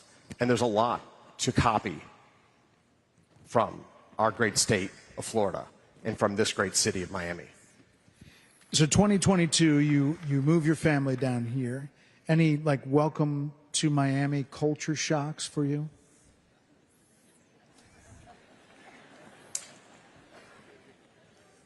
Do you know how great it is to go to dinner and people talk about their children and they talk about their future and they do so with excitement and enthusiasm? We lost that in Chicago in the last 10 years. Dinner in Chicago would be about crime, about cronyism, about failed policies in the state. It is so refreshing to be in a city where people talk about tomorrow. And I think that's a really important topic here in a roundtable on business. Entrepreneurs are people that believe in tomorrow. It's really tough to start a business. Like, don't kid yourself. You don't own your business owns you. So you have to have a great deal of optimism about the future of where you live, the community you're part of, the country you're part of, to start a business. And it is so great to see the optimism that we have here in Miami. It's really special. It is. You know, since arriving in Miami, you've invested really heavily in this state. From education to healthcare, soccer fields, Miami. Underline, your most recent gift was support of the expansion of the Success Academy Charter Network to Miami. So when you talk about education, why is education particularly important to you, and what brought you to Success Academy and bringing it here? So let's be clear. Education is the on-ramp to the American dream. Every student in our country who has a world-class education has an extraordinarily high chance of living the life that we all dream to live. And our country lets down every student who doesn't have a great education. Because in this world where skills are so important, that on-ramp to the American dream, that road's just closed. And I've lived in a city, you know, Illinois has 50-some schools 2 years ago where not a single child performed at grade level. The American dream is closed to those children. It's a disgrace. Success Academy proves that every child can get on that on-ramp. In the city of New York, where they admit children from the inner city, 100% of their graduates go on to a college education. When you walk in their classrooms and you see the enthusiasm of the teachers, the engagement of the kids, it is so uplifting. Like, you see the future of our country, and you see it in a population that too many politicians say can't learn and can't be educated, and they make up a litany of excuses. And Eva Moskowitz proves that they're just excuses, that every child in this country deserves and has the opportunity to live the American dream. And for all the folks who say maybe the American dream is fading away, maybe it's not what it was. First of all, you didn't land on third base with you growing up and your family history. I mean, my father grew up one of 5, both parents working to make ends meet. They certainly didn't grow up on third base. And he worked so hard to make sure that my siblings and I really did have that chance to live the American dream. In fact, what's interesting is he actually started his career when America dreamed big. He worked for General Electric on the NASA space program that put man on the moon. And I'm really grateful to have grown up in a family where there was such an emphasis on education and frankly, such a belief in what you can do in this country, because he was part of the team that really did change history when Armstrong took the first step on the moon. You've said that you can imagine doing what you're doing for some time. But when you look at all that you're doing, the philanthropy, the business, as you look to your legacy for the next generation, what do you see?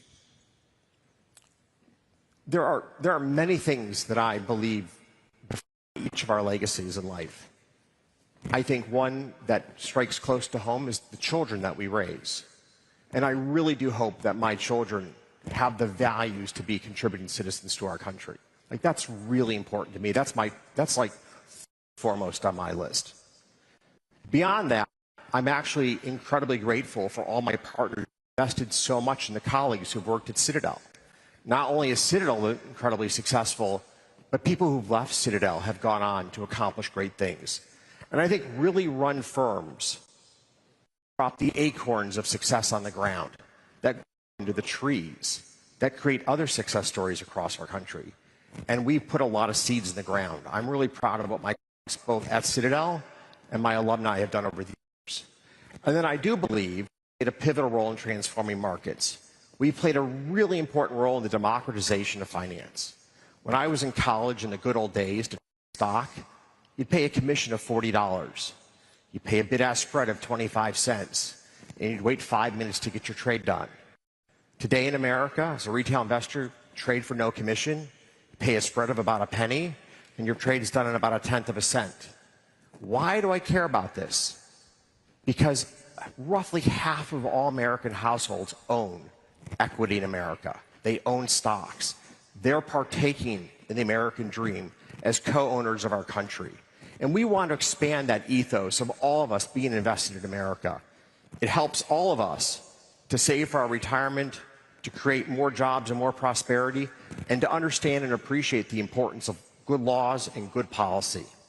You know, we said you just got off the plane from Hong Kong and you were speaking over there. As you're in Asia and you think about the economy and how it feels, what do you come away with? So when I travel the world,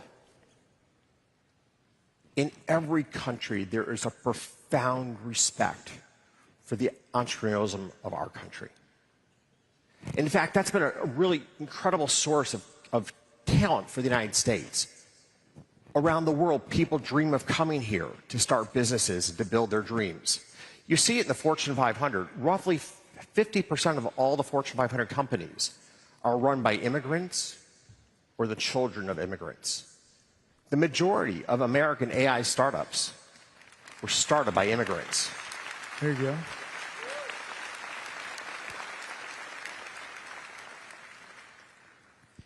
There is a disconnect today between the success on Wall Street and big companies really doing well and how people feel at home. And it's, you know, whether you use the word affordability, whether you talk about inflation, whether you talk, however it is, there is this dichotomy between the two. As you look at that, is that a major problem and that we need to fix as a country? So first of all, I absolutely agree with you. I agree with you. And this is why good policy is so important, is the fruits of our economy need to be spread broadly across our people. And that's where really important and thoughtful economic policies come into play. In Washington, how do we lift all boats? That's a really key question.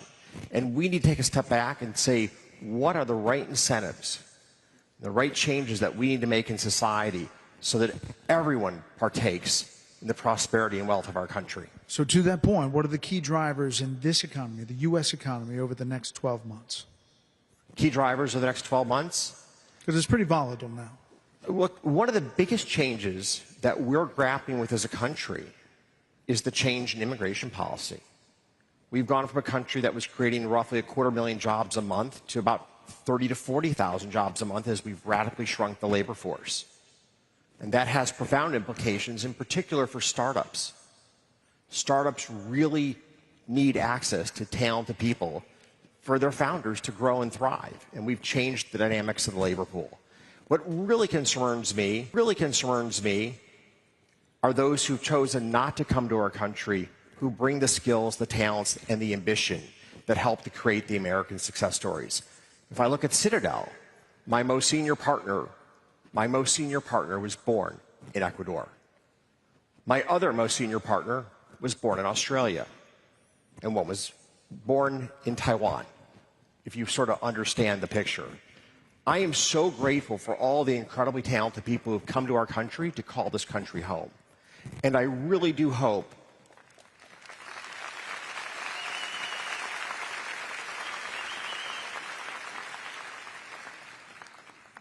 that we take a step back from where we are right here, right now. And let's be clear, there's a lot of anger and frustration about the chaos on our southern border that played out under the Biden administration. The unfettered immigration of millions of people, we didn't know their backgrounds, we didn't know why they were coming here. President Trump did something really great for our country in securing our border.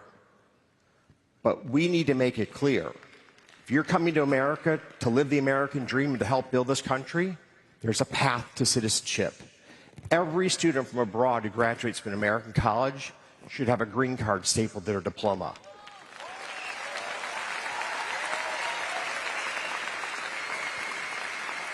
There you go. Could be a policy in the making. Last thing, Ken, a lot of entrepreneurs, a lot of small businesses, a lot of folks who want to succeed.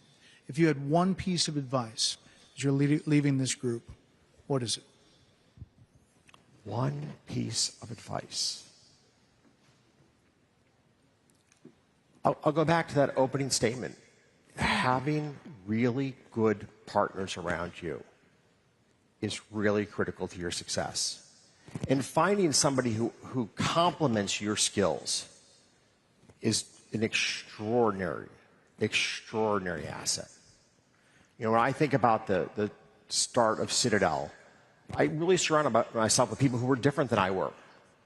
And that made for such a strong firm. It's so important to have complementary skills around you. And then it's really important to be thoughtful about where you're heading and to stay focused on what you need to do to accomplish that task. It's very easy to get caught up in the day-to-day, but it's very important to always take the time out to think and give consideration as to where you want to go, and then make that happen. Ken Griffin, thank you so much for the time. Great to see you.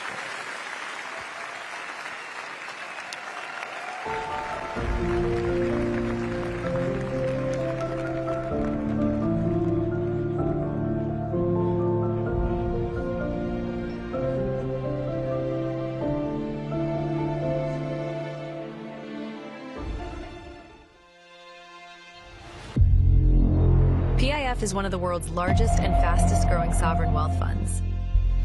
The United States is PIF's most important market outside of Saudi Arabia. Since 2017, PIF has directed $170 billion into the U.S. economy, fueling growth, creating opportunities, jobs, and contributing $33 billion to U.S. GDP. Together with our U.S. partners, U.S. businesses, and top global asset managers, we're advancing innovation across mobility, aviation, renewables, sport, technology, finance, and more. Strengthening markets and creating long-term value across both nations. PIF's deep U.S. commitment spans across sectors, from $23.8 billion U.S. equities and our New York office to Live Golf, CONCACAF, FIFA Club World Cup, Surge, Stake, and PFL, and Sanibils as one of Silicon Valley's largest backers in next-generation technology companies. From shared investments to shared ambition. Anchored by major stakes in Lucid Motors, Savvy's $8.5 billion acquisitions of Scopely and Niantic, and Google Cloud AI centers. Our partnership is building opportunities that reach far beyond today. Looking to 2030, PIF's U.S. partnership grows even stronger, creating over 500,000 American jobs and building long-term prosperity across both nations. From vision to value, PIF is invested in better.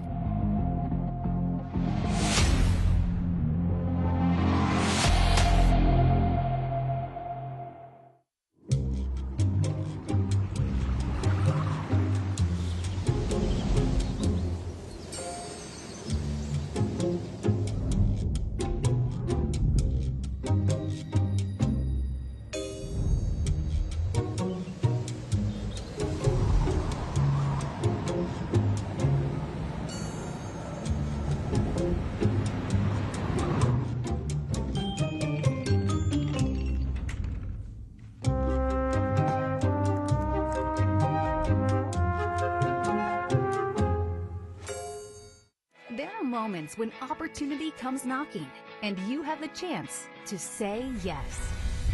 When things that previously seemed impossible are now within reach. As a dedicated financial partner, we help you accomplish your largest business goals and realize your most cherished personal dreams, bringing your possibilities a little closer. City National Bank. Say yes to possibility. At the Adam Smith Center for Economic Freedom, you don't just learn, you achieve.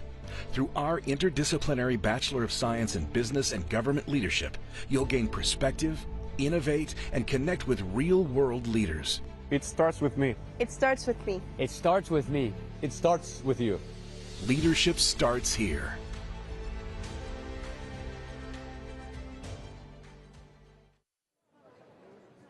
America Business Forum proudly presents Stefano Domenicali, President and Chief Executive Officer of Formula One.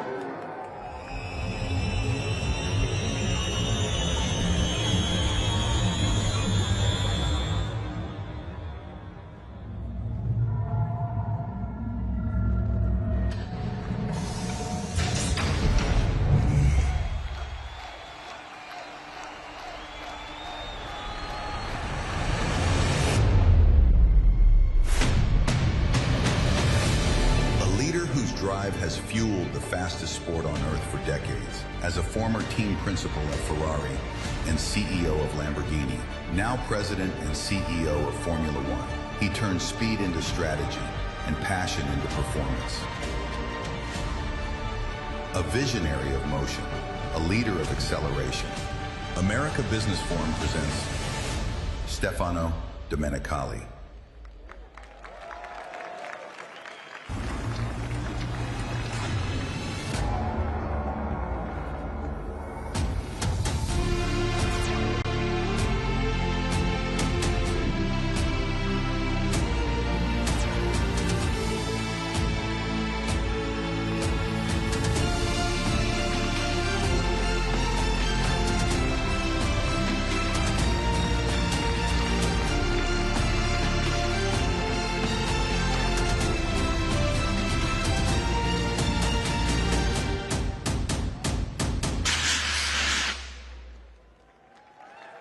For the following interview, Brett Baer, official host of the America Business Forum, takes the stage.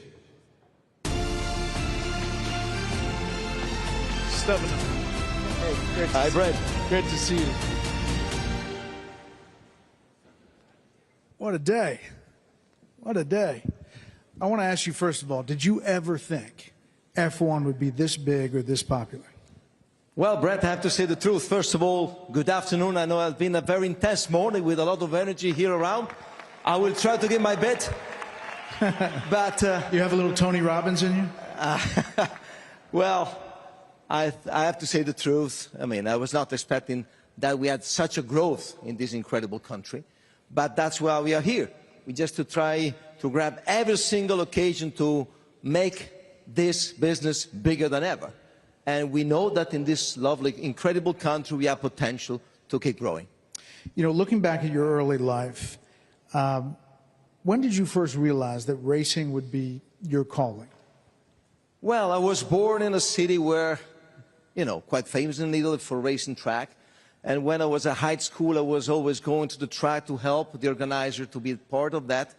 And, you know, it starts since the beginning. When you live the sport in the way that I lived since I was a kid, you will hope that one day you can. But, you know, if I look back, I would never thought that was possible for me. You know, I was doing school.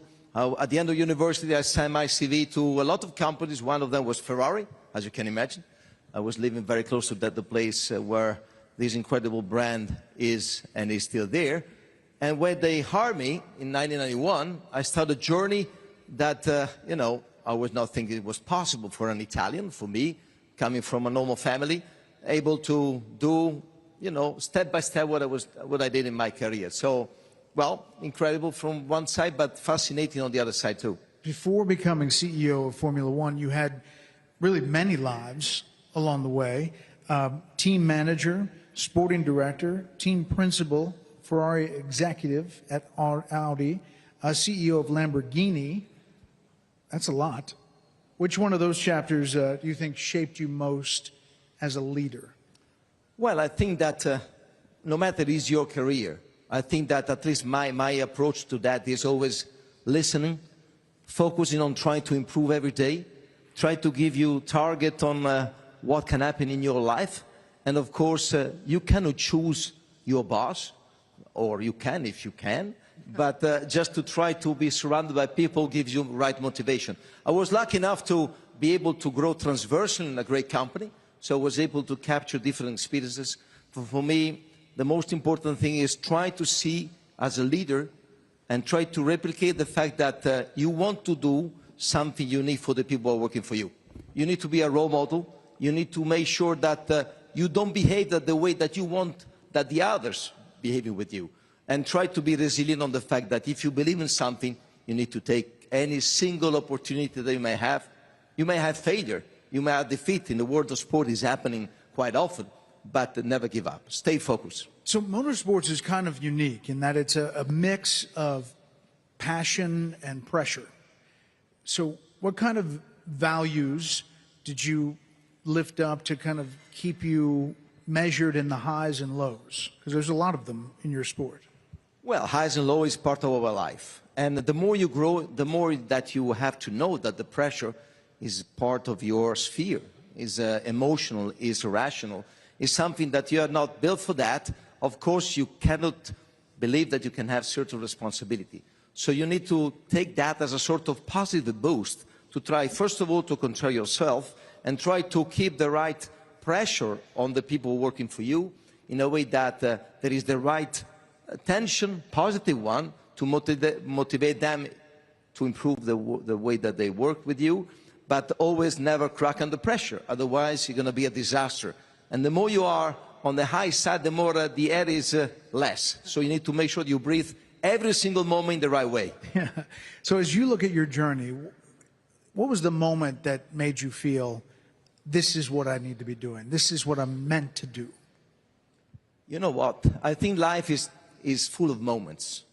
Every single moment has to put in the perspective of what's your life and what you're living. And I think that, for example, today, the opportunity that Mayor Francis gave it to me and to us is unique. And I need to breathe because, you know, thinking that I represent an incredible sport and a human being representing, you know, people behind me that has a trust in me, a great world behind that is another moment where, you know, I go back home. Tonight I have to go to Brazil for the race thinking, you know, mission accomplished today, looking forward to the next one tomorrow. You've led some of the most competitive people in the world. I mean, a lot of very competitive people. So what have they taught you about how they handle pressure, how they handle failure, or even maybe what they taught you about ego? Well, ego is an approach in our world that is quite common. But that's part of the game. You know, the more you are in the high peak of sport, the more egos has to be managed. And my job is to be like a sort of director behind the scene, try to manage everything. The ego is good if it's performing the right way. We need to have, you know, jewel. We need to have people that are the face of a sport. We need to create, or we need to have certain drama that is getting the right attention. But what you learn in a high-performance world is that the difference is here. It's the way that you approach the things. It's not on the basic things that when you are there, you need to give them for granted. It's really how to perform, how you're able, first of all, to give to yourself targets every day. I mean, I'm very basic on that. I try to be, as a reference, you know, how many decisions I take every day. How many decisions I've taken today. Because I'm in a position where I cannot sleep. I cannot sit in a sort of comfort zone. But that's, if you take it the right way, is the way to look and to motivate the people under you to be even more protagonists. And today, I use that word because we need people that feel to be protagonists on what they're doing. At all level, at all level. We are such an incredible business now that everyone counts, everyone making the difference. So that's what I'm trying to make sure that everyone understands this. This is a matter of being unique in everything that you're doing. I always loved looking at the cars, but I was never really into the races until my two sons got into the Netflix show, Drive to Survive. And then we went to the F1 movie. and with Brad Pitt, fell in love with it. They were already in it. Formula One, you've seen massive growth over the past few years. You've turned this into like a global phenomenon, cultural. From that Netflix to Las Vegas to engineering and emotion. And I think we have a video to watch here. For decades, Formula One was a world of So as the sands of time run down to the end of this magnificent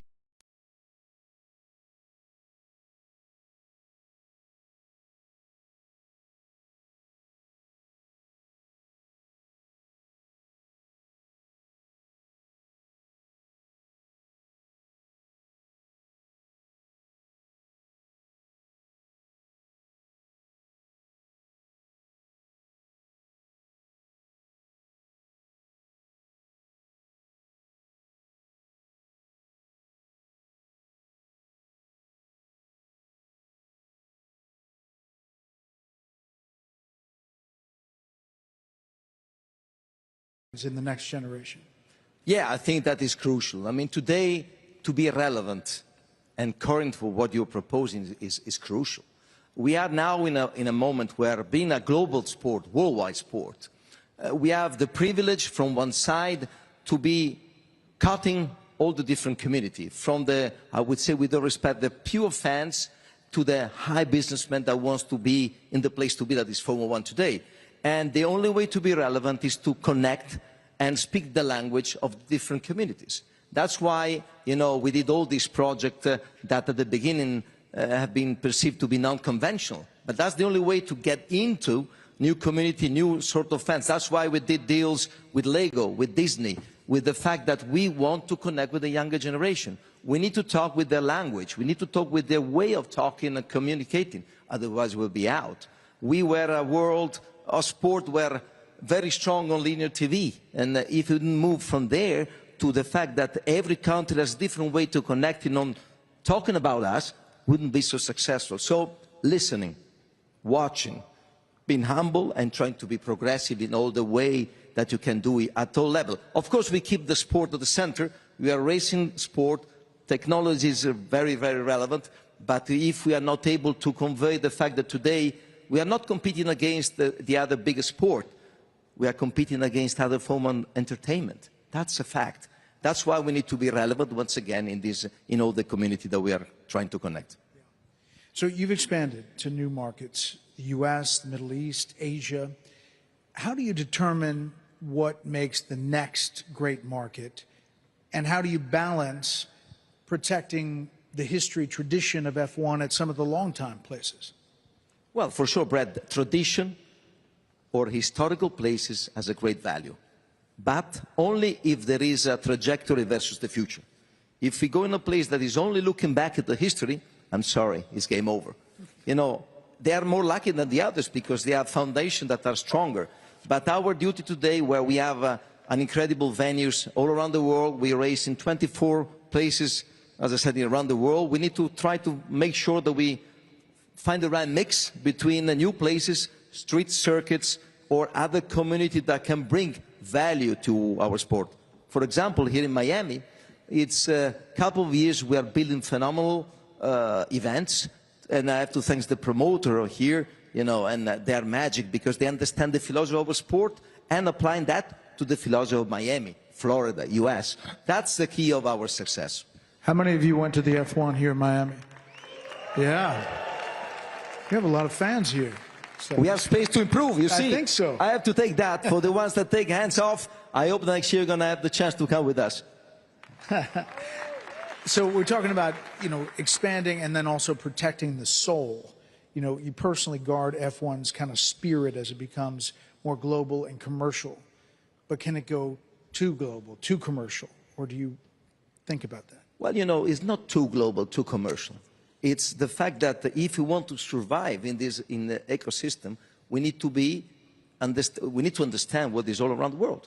And therefore, keeping the center racing, that is fundamental for us, we need to build around the dress that is good in order to be attractive.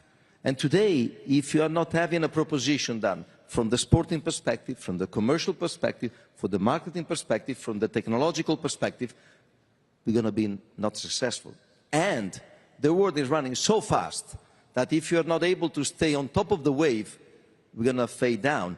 That's why it's so crucial that we are a small organization in a way. We need to be listening to our promoters around the world, to our broadcasters around the world, to our fans around the world. So that's why we are shifting our way of living the sport from a B2B perspective to a B2C. We want to get in touch with our customer, with our fans. And that's the only way for us to keep being relevant for the future. So next season, there's some new hybrid engines running on advanced sustainable fuel. Will fans be able to notice a difference, these changes? Well, I think that the puristic fans, the super avid fans, they understand exactly what we're talking about. For us, it's relevant to be talking of something in terms of sustainability where it's relevant for the world. We didn't believe in the full electrification since the beginning, with all respect. We said that the hybrid represents the future of mobility with sustainable fuel. And if you think that today we are talking about a fleet of normal cars, more than 1.8 billion, just cars, you need to add commercial vehicle, trucks and so on, you know that it's impossible to fully electrify the world. So the only way to go and to keep the mobility at the right level of technologies to go to hybridization. We were the first in 2014 to be with the hybrid engine. We didn't sell that story very well, but now we want to make sure that everyone understands that sustainability is part of our project. That's why, we take the commitment to be neutral, carbon neutral within 2030. That's why, together with the promoter, together with the logistics, because we are traveling around the world, we have seriously committed to this goal that is relevant for our society. And that's why, if I may, I do believe that our goal is to try to be as relevant as possible. And the only way to be relevant, for example, in this fantastic country, is to try to see if every morning, when you wake up, on top of your news, about the news on NBA, NFL, soccer, because now Gianni will be a big push on football in this country, we'll have news, we'll talk about Formula 1. That's what we're going to do. That's what we're going to do because we are resilient. We're going to don't give up to the end. So obviously CEOs like yourself, Ken Griffin, others, have lessons learned. What works, what doesn't. What advice would you give other sports leagues looking to expand globally? Well, I think that if you want to expand globally, you need to understand the culture of the different countries. We cannot give it for granted that something that is successful in one place is the same on the other side. So what we need to do is to make sure that we do the right synthesis to have one product that is successful all around the world. That is not easy, but it's the beauty of our job. That's pretty good.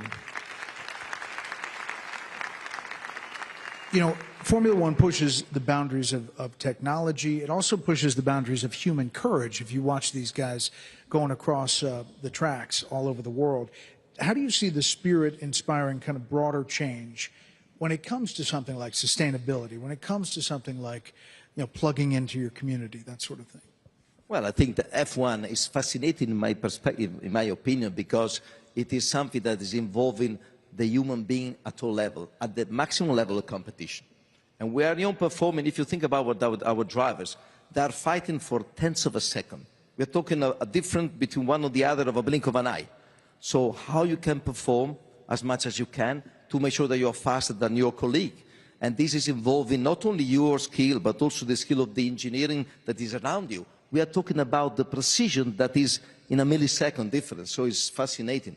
And the technology, we are talking a lot about the AI, has to be a service to that. We will never see Formula 1 where the human being is not the differentiating factor. That's the beauty of our sport. It's non-negotiable in a world where technology is part of our DNA for sure. But AI is changing things, right? From the engineering, from how you operate. Yeah, in our TV production, AI is helping us to give information quicker. We want to give the radio messages in real time. We want to try to avoid the delays that are not good for the narrative of what we are doing. Therefore, it is there, but it's helping the people to understand better helping the technology, as I said, to make sure that at the end of the day, the difference in the hands and the head of our drivers. Looking at the F1 movie with Brad Pitt, you know, it was a great movie, and it was exciting. And there was this question about what percentage of Formula One victors is the driver, and what percentage is the team and that car and making that car what it is? Well, for sure, if you have a very bad team or a bad car, even if you are the best in the world, you cannot win unless you are very lucky. Therefore, everything has to be pushed to the limit. At the end of the day, in certain conditions, the driver is the one who is able to make the difference, for sure. But that's why we call our team sport, because without having a good team of mechanics, of engineers, of people that are working to make sure that you have a better car than the other, you know, the best team in the world cannot win. It's a team spirit work. It's, in any case, something that is relevant to the fact that, you know, the drivers are only 20 in the world. They are, in a way, doing an incredible job where the pressure is very high, when they have to make, in a blink of an eye, decision that a normal human being will not be able to take. And what is fascinating, and what I lived in these 30 years of my experience in Formula One, they are able to slow down every single frame at the highest speed ever, in order to, every single frame that is passing through their mind, maximize the performance. This is something incredible, if you think. So decades from now, as you deal with future fans, let's say, looking back at this era, what do you want them to feel about the journey of Formula One? What do you want your legacy in shaping this to be? Well, I don't want to say it's ours. It's a part of all the stakeholders, the teams, our team, because it's such an incredible privilege to be leading the sport. But it's a teamwork. I think that, for me, the relevant things to say is that we are shaping the sport that is adapting on the evolution of the world, keeping, you know, the DNA racing at the center, but not sleeping in the old good days, but always looking every day ahead. What are you most looking forward to, most excited about this new season? Well, first of all, we have still 4 races to go with a lot of action. The first 3 drivers are very, very close, so there will be a lot of incredible fight on the track. In Brazil, next Sunday, the weather shouldn't be so good, so it will be another element of uncertainty. And so, first of all, we're going to have another end of the season that will be hopefully fantastic from the sporting perspective. And next year, with the new regulation, there will be a reset. We have new teams coming in. We have US bringing up, you know, Cadillac, Ford coming in, Audi, Honda. So I go back to what I said before. The more we are able to bring elements of being progressive in our proposition, the more we're going to be successful in the future. Stefano, thank you so much. Thank you, Brett. Thanks to you all. Grazie. Un saluto a tutti. Ciao.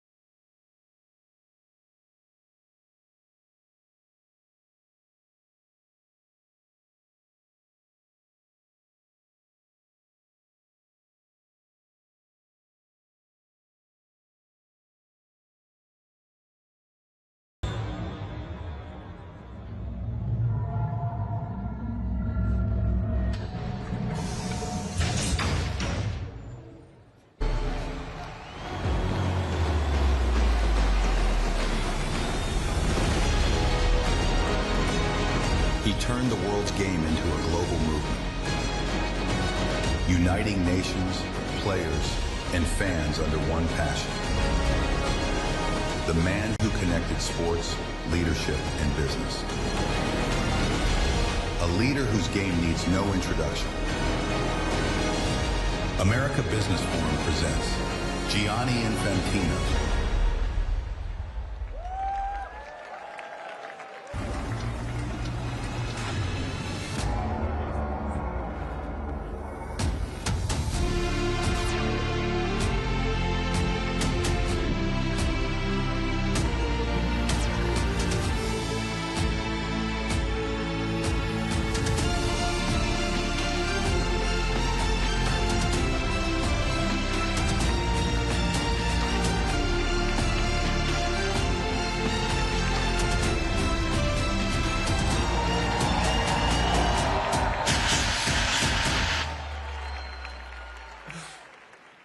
For the following interview, Carlos Diaz-Rosillo, founding director of the Adam Smith Center for Economic Freedom at Florida International University, takes the stage of America Business Forum.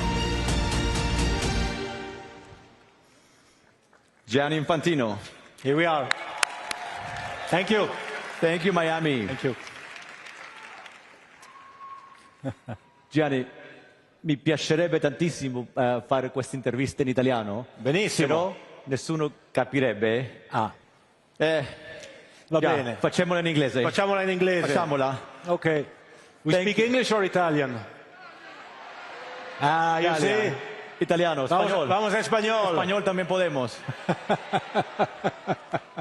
Gianni, you grew up in Switzerland, in the heart of Europe, in a part of the world where football is essential.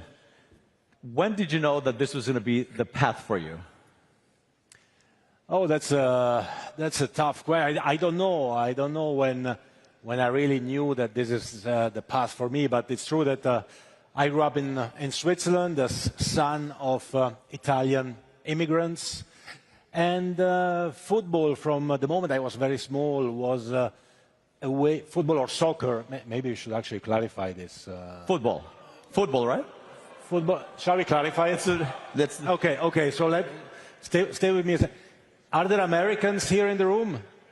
A lot. Yeah? Okay. So just stay with me 1 second, then I come back to your question. But so we, right, all of us, basically outside of this beautiful country, we call football a game that we play with our feet.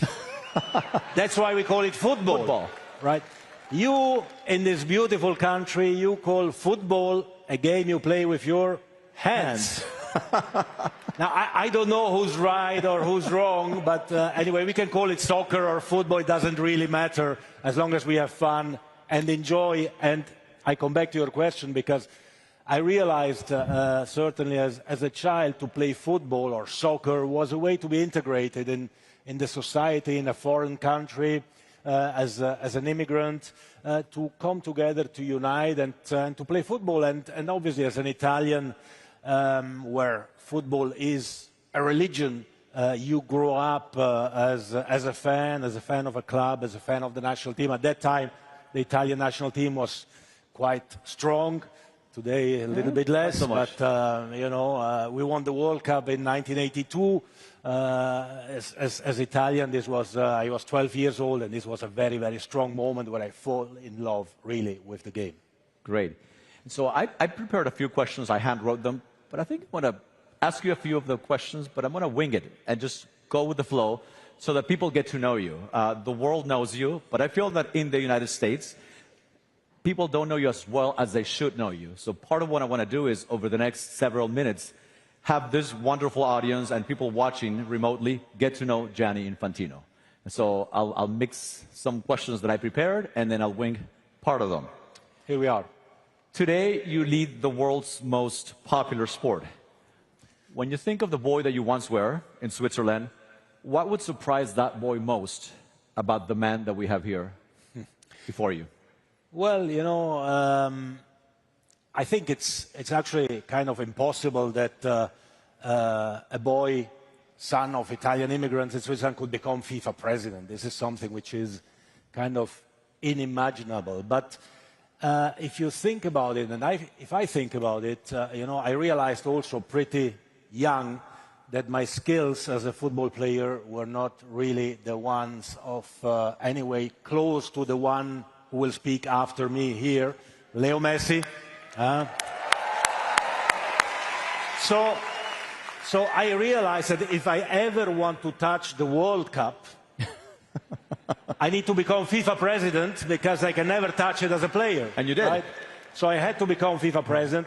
But I was passionate about football from very young, and with a group of friends, we took over the local Italian team in the Swiss mountains, with actually a very important argument when we had the elections. You know, we saw the President Trump earlier.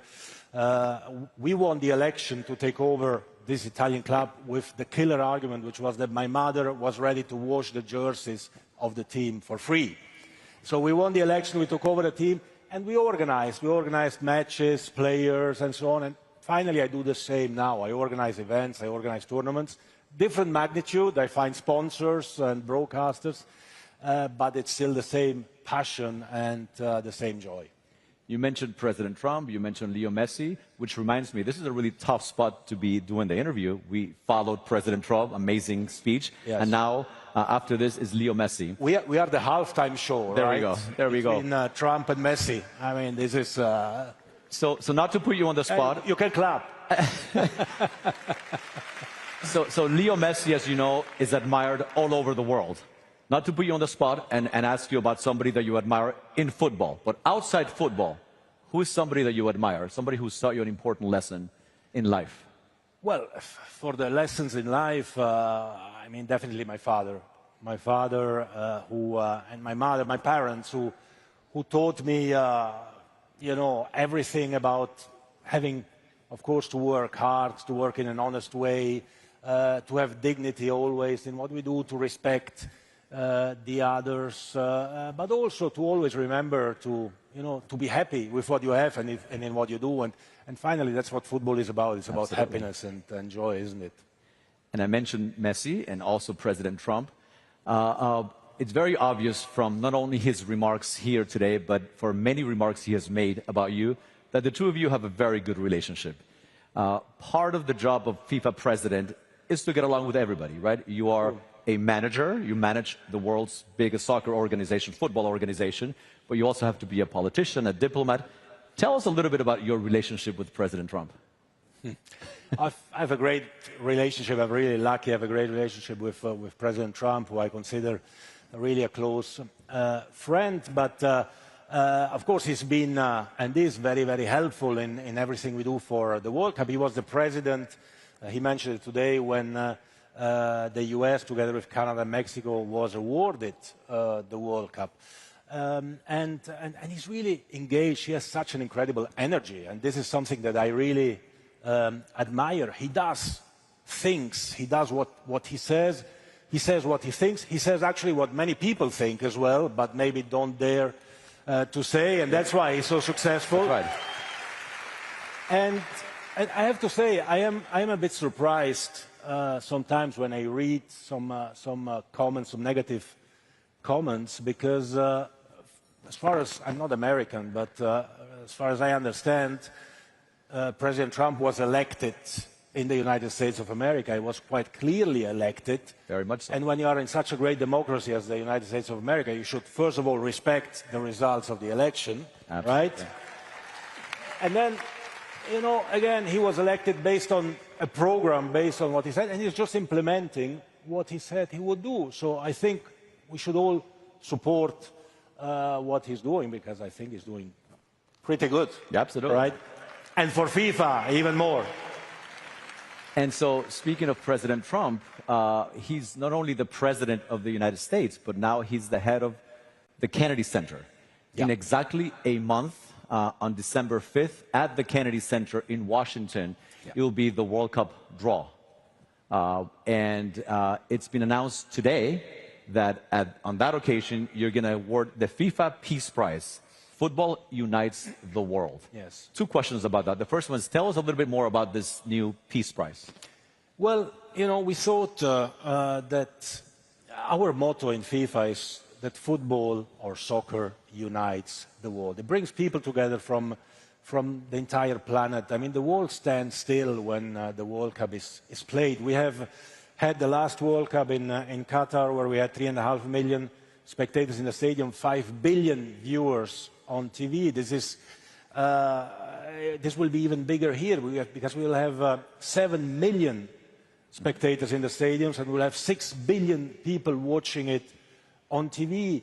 And millions will come to the United States, to Canada and to Mexico to stay together, to unite, to enjoy, to learn to know one another. So in 1 month we play 104 matches. This is like 104 Super Bowls in 1 month. This is the magnitude of what football is about. So we want to unite, and we want to contribute to unite. And when we see what is happening in our world today, which is a very divided world, I think, and we think in FIFA, that we need to find more occasions to bring people together, because only if people come together and they speak to each other, they can understand each other. So we think that all those who are involved in football, they actually do something like I was doing or my parents were doing when we were children, to unite, to bring people together, different communities, different people.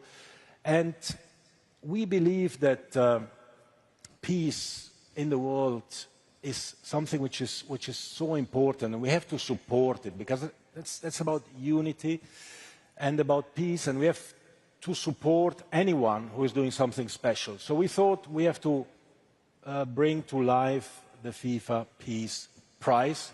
The first edition will be happening this year. We will award it on the 5th of December, in 1 month from now, in Washington, D.C., at the occasion of the draw for the World Cup, because we'll have the global audience, we'll have 1 billion people watching the draw. The draw is where we set the match schedule for the World Cup. And this is the right platform to award somebody who has done so much or is doing so much for peace, because we need that. Football helps a little bit, but then we need leaders who push it into the goal, right? And to score the goal. And so I don't think you're going to answer this question, but I'm going to ask it anyway. Is the recipient of that first award somebody that we saw earlier today? Maybe you, or... Well, on the 5th of December you will see. We'll find out. Okay. A lot of people don't know that FIFA is a not-for-profit organization. Yes. That does a lot of good all over the world. Of course, FIFA is an organization that with all the proceeds it gets, gives back to communities the world over. Tell us a little bit about what FIFA does for communities around the world. Well, I think that's an important, really an important point. I mean, people don't know that FIFA is a non-for-profit organization. All the revenues that we generate from a World Cup are reinvested in the game. As we speak now, we are organizing a women's under-17 World Cup in Morocco, and the boys under-17 World Cup in Qatar, with teams from all over the world. And all our revenues go into organizing these events, but go as well in development programs all over the world. FIFA has 211 countries which are part of FIFA, more than the United Nations.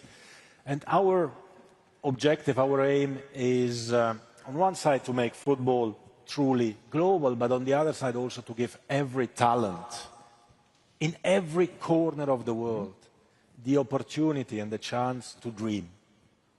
And if you can give to a child, if you can give him a ball like this, right? Look, already, look the smile, huh? Immediately, you have a ball, you smile. Can I keep it? Children, this is more than a ball, right? This is a magic object which transforms children or people in happy people or happy children.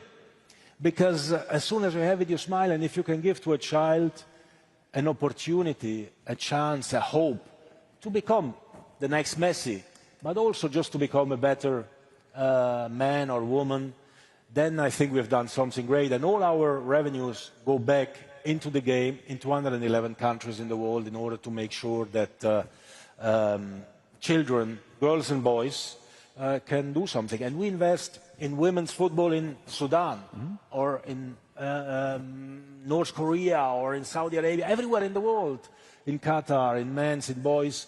And this is exactly what makes football so special. It's not only a beautiful ball, but I'm looking, it's an official ball, and it's signed by you. So signed by me. Very special ball. Maybe if I can propose something. Yes. You should kick it into the audience at the end of the interview. And wait. And the one who gets it... Gives it to me. No? He will get 2 tickets for the World Cup match, here in Miami. No, okay. Wow. But you have to kick it far, huh? Kick it far. Or close. It's up to you. Wow. I don't take responsibility. Okay, we'll do it. Look at that. Look at that. Look at this one here. Okay, you need to wait another few minutes, huh? That's fantastic. Right here. There we go. Golazo. You mentioned Qatar, and I believe I want to ask you about Qatar. I believe we have a video that we're going to show, and then I'll ask you a question about the subject of the video. So Let's we can look at watch the video. Today I feel Qatari. Qatar 2022, the most questioned World Cup in history, a tournament surrounded by doubt,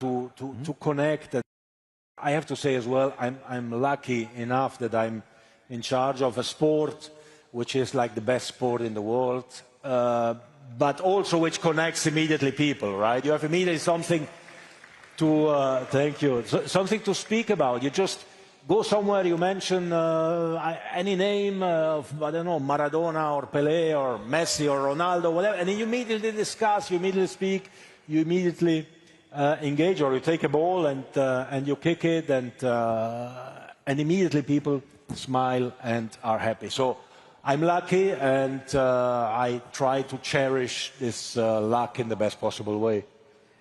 When you talked about the FIFA Peace Prize, you talked about not only world peace, but also unity.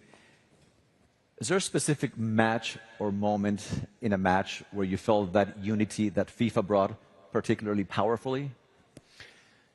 You know, there are, I don't know, there would be so many moments, and I always want to believe that the next one will be a special one. Like you mentioned, the World Cup in Qatar was a very strong moment. That final, you can ask Leo Messi later on. I mean, that final was something out of this world. I mean, we were lucky enough to witness this incredible final that Argentina won. I mean, it was so special. But you know, the great thing about football is that it brings you, and it writes new, beautiful stories every day. Last week, I attended a game that we organized for the first time between, we created the national team of girls and women from Afghanistan.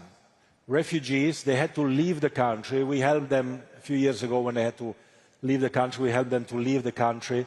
Some went to Australia, others went to England, others to Italy, to Portugal, some are here in the States.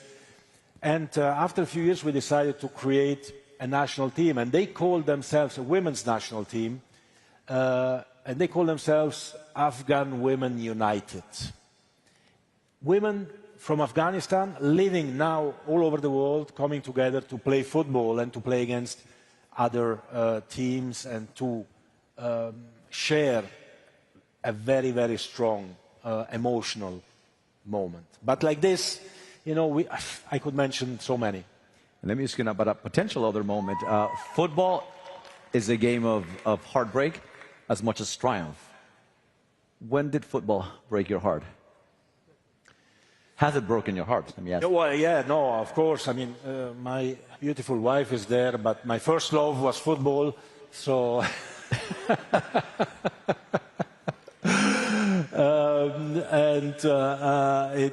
she says it always to me. That's why I can say that. But it's true that football is such a special sport. I mean, when the World Cup is on, it's not just 104 Super Bowls in 1 month. It's like in the country. I mean, when Brazil plays, if you go to Brazil during a match of Brazil, everything is empty, right? Argentina is the same, Colombia is the same, right?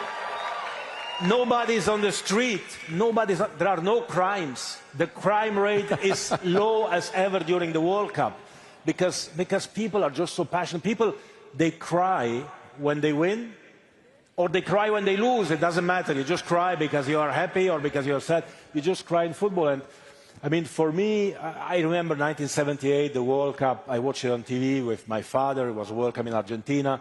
1982, of course, when Italy won a World Cup, and I was 12 years old. That was quite a strong moment. And when you get this virus of the game, and I really call on everyone here to be injected with the virus. There is no vaccine or nothing that you can take against that. But it's a beautiful one. It's a happy one. Yes. Thank you. Football has brought joy to billions of people around the world, but it has also instilled a sense of responsibility on those who play it. Looking ahead, how do you want the game to influence the values and the mindset of the next generation? Of the next generation?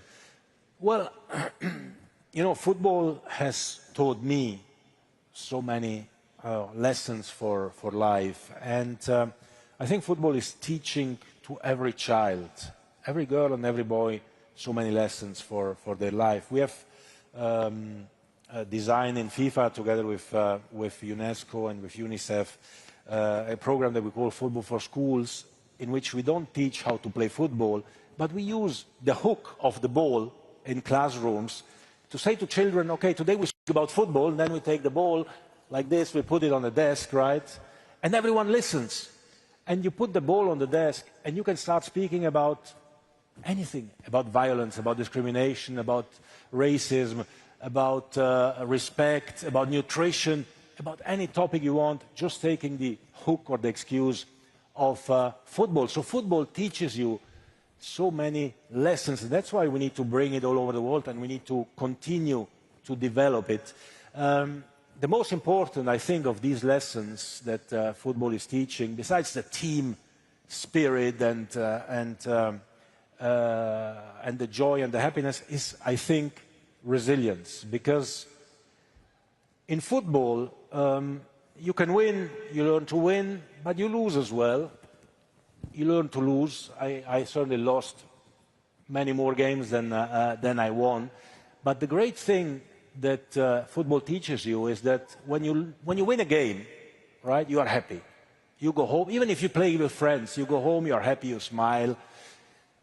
You are happy until the next game. When you lose a game, you go home, you are sad, you are angry. But you are angry for an hour, a couple of hours, maybe one day.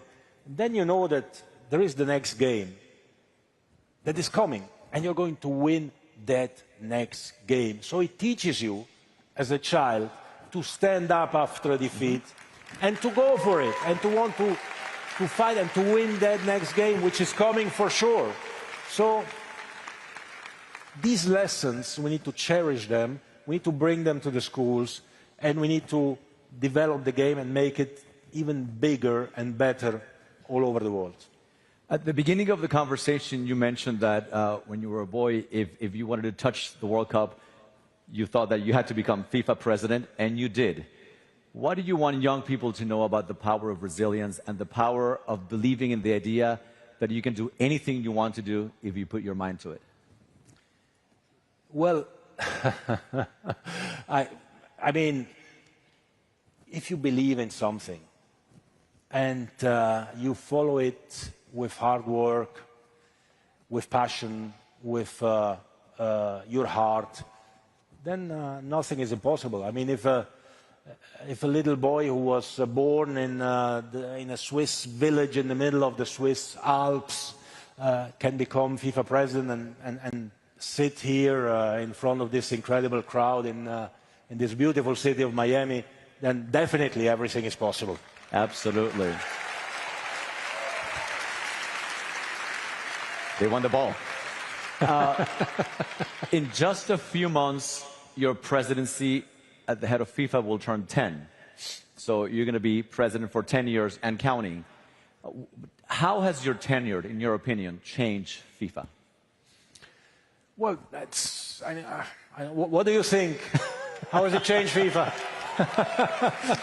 Thumbs up? Well, no, we worked very hard in the last 9 years to make FIFA truly global, to bring FIFA and football everywhere in the world. As I mentioned, when I was elected FIFA president, it was probably the darkest hour of FIFA. We brought back respect, and I think that's the most important element. We brought back respect to FIFA and for FIFA, and we continue and we will continue to just make people a little bit happier. Mm-hmm. And if people are a little bit happier, then, you know, the whole world is a little bit better, I think. So a follow-up question. After you step down, how do you want people to remember your leadership style and your leadership at the helm of FIFA? I will think about that when I step down. I will let you know. In many, many years from now. I come back and then I let you know. For now, I enjoy too much what I'm doing. And you're good at it. So,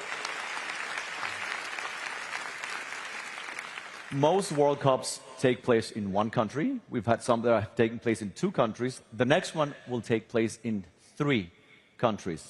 In Mexico, in Canada, and right here in the United States. Of course, in Miami. Yeah. as including well. in Miami. What can we expect? And by the way, Francis Suarez, who was mentioned a few times, I don't know if he's around somewhere, but he has been really instrumental with the World Cup here in Miami. Need to say that. So what can we expect about this new edition of the World Cup right here in North America? Well, I really don't know if Americans realize what is going to happen. Mexicans, they get it probably a bit more because they know more about football. Canadians are even more north. So, but what will happen in this country is something incredible. I mean, let me say one more thing first, because after you're going to conclude, I guess, since we are in a business forum here, so there are business people here as well. I need to say one thing about business as well. Otherwise, they think I'm just, kind of having fun as a president. But I need to. The business has to also work. So, the football GDP, global football GDP, is around $300 billion a year. Out of these 300 billion, 70% is generated in Europe, but mainly from outside of Europe. In the US, it's around 10 billion. If the US would be doing, and this is an advice to all business people in this room to invest in FIFA and in football, if the US would be doing one-third of what European countries do, we would speak about 110 billion, instead of 10, 110 billion GDP in the US. Wow. So, this to say that there is such a big potential, and I think that those Americans, why I say this, because I think that those Americans who didn't or don't realize what is happening next year, they will realize it, because this country and Canada and Mexico will be, flipped upside down, back up, back down. You will have a horde of barbarians, but happy barbarians, invading the country, with the result that soccer or football will conquer America. This is a country that's never been conquered. For the first time, we will conquer America. I announce it here officially. There we go. And that's a very good point, because it's not just the ticket sales. It's the incredible injection into the economies of every one of the cities that will be hosting games, like Miami, from tourism, from hotels, from restaurants, from ticket sales, from souvenirs. So it's an incredible engine of economic growth that FIFA will bring to these three countries. Yes, it is an incredible economic impact of, only the World Cup has an economic impact of around 40 billion, 200,000 jobs, which will be created, 5-6 million people coming here to watch the games, but also, to enjoy their holidays in Miami Beach or anywhere else in beautiful Florida. So it moves so much, and not just that, because the entire world will be focused on North America, on Canada, Mexico, and the United States next year. I was mentioning the figure of 6 billion people will be watching the World Cup. I mean, the Super Bowl is watched by 120 million people, 130 million. We have 6 billion people watching the World Cup. This means that the eyes of the world will be focused right here on Miami and the rest of North America. Absolutely. I have a couple more questions, and the next one is about education. He has to go. We can say he has to go on asking questions, because I think we need to gain some time for. So Leo Messi is on his way. We are the warm-up act for Leo Messi to come. So get ready for Leo, huh? So in American politics, we'll say we're filibustering. We're trying to extend this. No, this is a pleasure and an honor for me. Let me ask you about education. So I run a center at a university, Florida International University, which now is the 5th biggest university in the country. Fifth biggest. Wow. Let me ask you about the role of education. I believe that, sports and education go hand in hand. Tell us a little bit about, in your view, the role of education and how important it is to not only take care, of course, of your body, to have athletes that are good at what they do. You want your athletes to be the best in the world, but also the role of education. Well, education is future. In FIFA, a few years ago, we created a FIFA Foundation. And when you have a foundation, you receive a lot of requests. And every request is, you know, worth help and helping, right? But you cannot do everything, of course. So we were thinking, you know, what should we focus? You know, there are so many good causes around the world, and we decided that we should focus on education. Because education is future, education is hope, education is opportunity. And if our children are well educated, and part of the education is also, maybe it sounds stupid, but it's also football and participating in World Cup and getting to know each other. So if our children are well educated, then they will find solutions to all the problems that affect our world. Not just we're speaking about peace or war, but any other problem. So we have to invest and believe very much in education. That's why we designed as well this program, Football for Schools, which is for children from 5 to 15 years of age.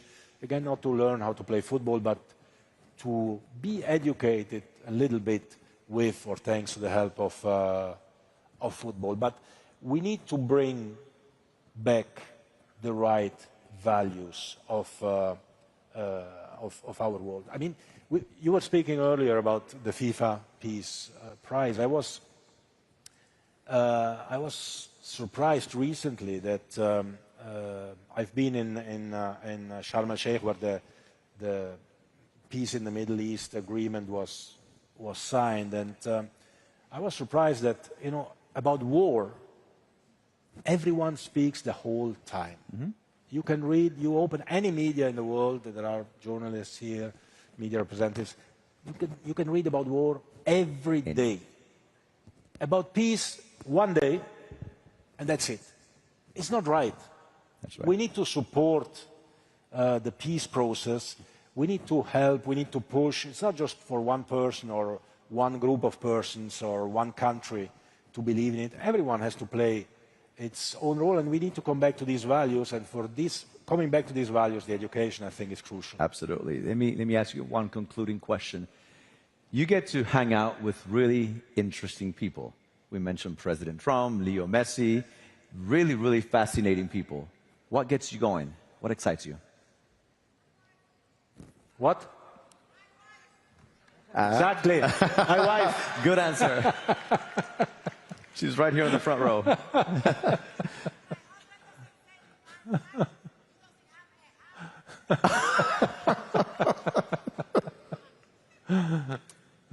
But besides FIFA, what keeps you going every day? I don't know. I do the best job in the world. That helps, of course, you know, to keep going. You really do have a very cool job. No, I have the best job in the world, so you know, that helps. But as I was saying, I was kind of doing the same when I was a young boy or man, and I was dealing with the local football club in our village, trying to convince my mother to wash the jerseys. Now I have to try to convince some big sponsors to give us a few 100 million to be able to reinvest them in some countries in Asia or Africa or whatever. So, you know, I travel the world. I've been in 180 countries. Wow. Still a few more to go. And very few. I can say, yeah, no, but, you know, everywhere you go, every smile of every child you can see who kicks a ball like that ball that you have there is giving you the energy to just do more. It's simple as that. That's great. Thank you. So I was hoping that you would make news by letting us know who would be the recipient of the FIFA Peace Prize. I didn't succeed in... 1 month to go. Yeah, I didn't succeed in that. So I want to make news. At the Adam Smith Center for Economic Freedom that I run here at FIU, we have an annual event where we recognize the work of outstanding individuals. We give one to a foreign head of state, to an American statesman, statesperson, to an international business leader, an American business leader, an entertainer.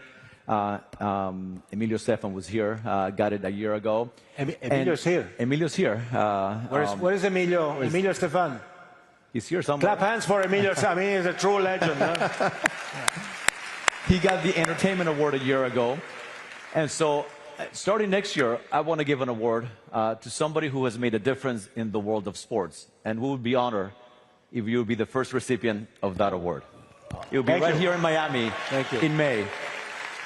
So thank you. Thank you. What an honor. Thank you so much. Thank you so much. Thank you. This has been wonderful. Thank you so much for your time. Thank you so much for your leadership, for your humility, and for allowing us to learn about you. So thank you so much. Grazie mille. Okay. And now the ball, huh? Wow. Are you ready? Okay. Are you ready for the ball? So this is exciting, but I'm afraid that if I kick somebody in the head, I'm going to get sued. Do you have a good insurance? Come on, come on, come on. Come on. All right.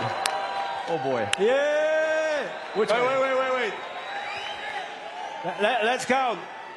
10, 9, 8, 7, 6, 5, 4, 3, 2, 1. Hey! Whoa! As the tallest guy. Thank you so much. Tall guy. Thank you, guys. Thank you. It's been a pleasure. Thank you, Gianni. Thank you. Thank you.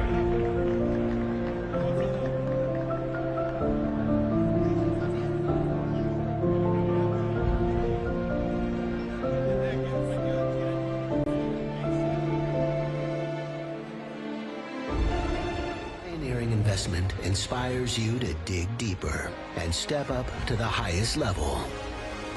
That's the PIF effect. Bienvenidos a Uruguay, un país que sorprende.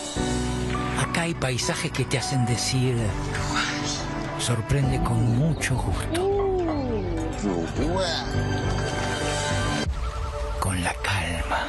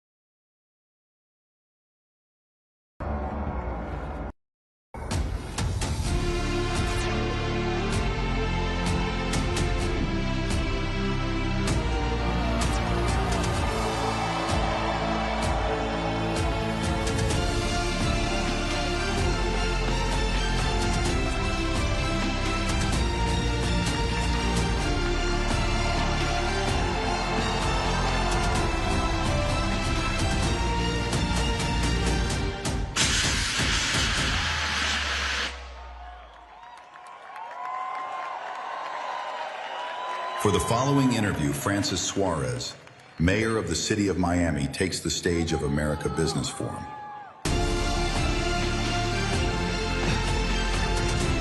Bárbaro. Bárbaro. Gracias, Leo. Por favor.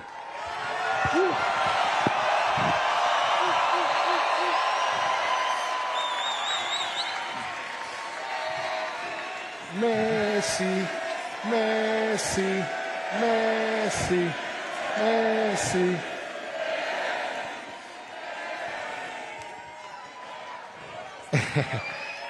Gracias, gracias, Leo. Gracias por el honor de estar aquí. Es un honor enorme tenerte aquí en Miami, en el American Business Forum.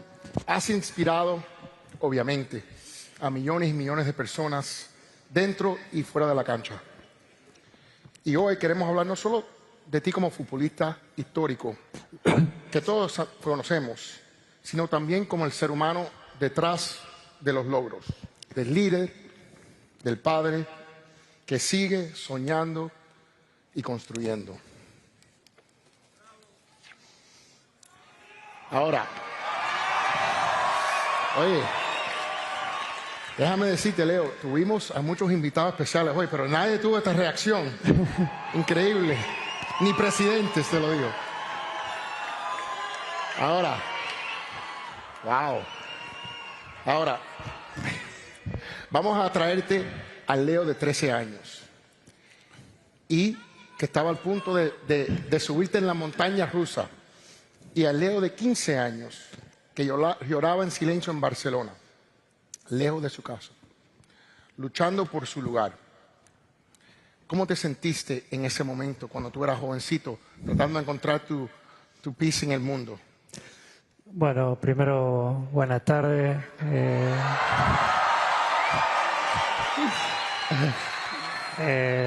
Muchas gracias por el recibimiento, el cariño. Bueno, la verdad tuve dos ocasiones donde tuve que viajar solo a Barcelona, porque primero fui por 15 días, donde estuve conociendo el club, estuve entrenando y tuve 15 días con mi papá. Después volvimos y después regresamos toda la familia. Y la verdad que no fue fácil, más allá de que siempre estuve acompañado de mi familia. Era un cambio muy grande para mí porque era todo nuevo, no solo para mí, sino para mi papá, mi mamá, mis hermanos. Nosotros teníamos la vida en Rosario, con amigos, el colegio. Era como empezar de cero, ¿no? Y la verdad que fue duro porque se extrañaba mucho. Nosotros somos muy apegados a nuestras raíces, nuestra gente, nuestra familia. Y bueno, fue difícil porque en el medio hubo situaciones duras, pero nunca dudé y nunca di un paso atrás. Tenía clarísimo lo que yo quería, iba en búsqueda de mi sueño y bueno, seguimos adelante como familia y yo al mismo tiempo en lo individual continuamos en búsqueda de eso. Por supuesto, llegaste a ser campeón. Y pregunta para ti, los campeones. Los campeones. Pregunta sencilla. ¿Los campeones se hacen o se nacen? No, bueno, yo siempre dije que Dios me regaló un don, que me eligió a mí. Y yo desde muy chiquito fui así, lo tuve. Pero después en el camino hice mucho sacrificio, mucho esfuerzo para fortalecer todo ese don que tenía, porque hay mucha gente que tiene muchas condiciones, siempre hablando de fútbol, ¿no? De muchas condiciones, gente muy buena en toda parte del mundo, pero para ser profesional hay que hacer un sacrificio muy grande. Y yo siempre lo tuve como meta, hice todo lo posible para poder conseguirlo, pero como dije al principio, soy un agradecido a Dios porque Él me dio lo principal.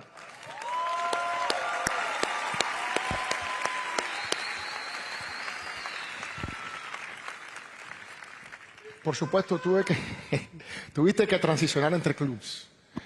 Una vez, obviamente, en París y otra en Miami. ¿Cómo fue el proceso de reinventarte y transicionar de uno al otro? Bueno, la verdad que la primera salida de Barcelona, por decirlo de alguna manera, a París fue dura porque nosotros vivimos toda la vida en Barcelona, estábamos muy bien, la familia, los nenes, teníamos todo, crecimos todos. Yo, imagínate que me fui con 13 años, hice toda mi vida. Mi mujer llegó cuando tenía 20, 21 años por primera vez a la ciudad. Y bueno, nunca son fáciles los cambios y tener que adaptarnos. Pero la verdad que nos adaptamos bien a la ciudad, los nenes también en su día a día, igual que mi mujer. Pero bueno, como dije varias veces, yo a nivel futbolístico y de día a día no la pasaba bien, no me divertía por un montón de cosas, por esto mismo también, que era todo nuevo para mí, muy diferente a lo que estaba acostumbrado. Pero bueno, más allá de eso me quedo nos quedamos con muchas cosas positivas que vivimos en familia y que nos ayudaron para seguir creciendo y para la vida en general. Y después a Miami, por supuesto. ¿Viniste aquí?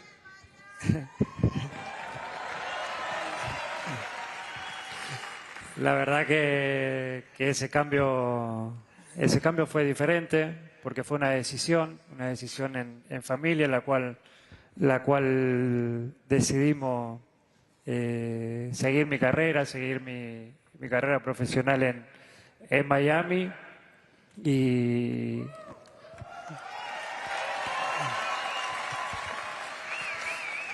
y creo que eso significa mucho, ¿no? Elegir donde uno quiere estar y poder hacerlo hace que las cosas sean mucho más fácil. Y después de que llegué acá a Miami fue espectacular. Primero el vivir en esta ciudad increíble y después el cariño de toda la gente del primer día. Del primer día fue impresionante y bueno, hoy es una muestra más, el recibimiento y con toda esta gente, así que muy agradecido.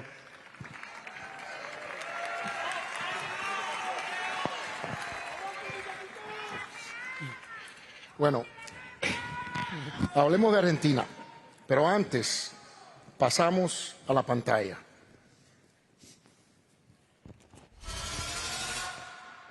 In 2016, the unthinkable happened. A missed penalty.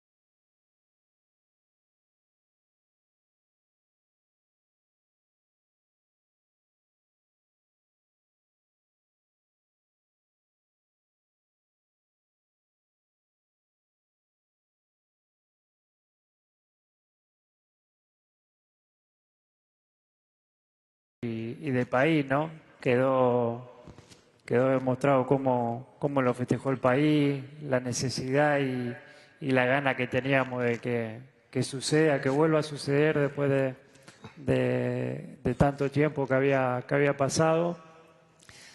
Y para mí fue especial, primero porque como para un jugador ganar el Mundial creo que es lo máximo, ¿no? Es como cualquiera en su trabajo, en cualquier profesional, poder llegar a lo máximo.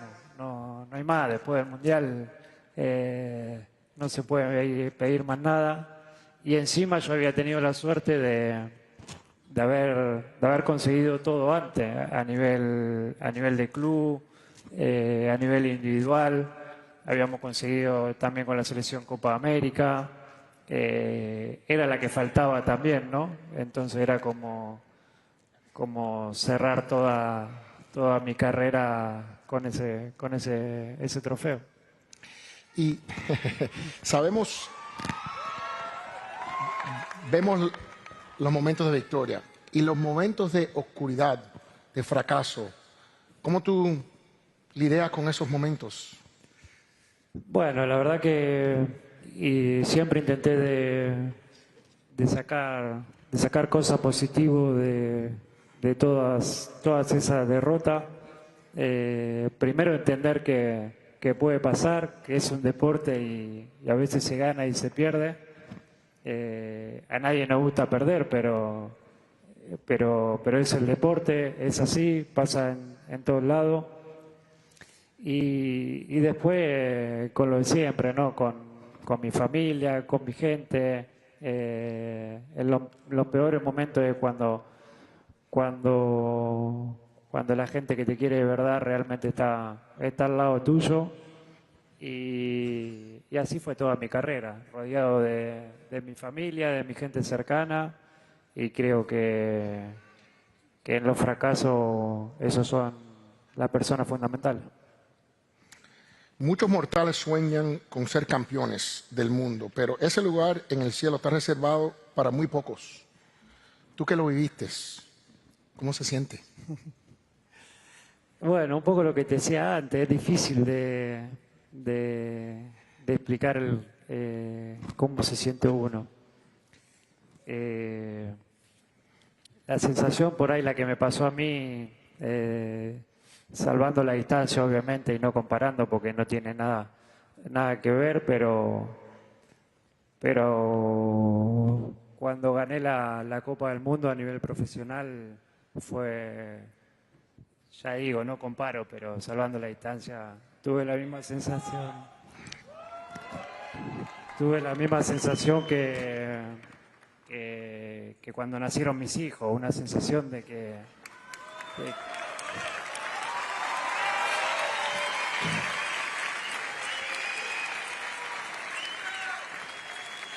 una sensación que bueno, el que tuvo la suerte de vivirlo sabe lo que significa y que es difícil de explicar qué se siente en ese momento. Es tan especial y tan grande que todo lo que se diga queda corto y bueno, me pasó un poco eso.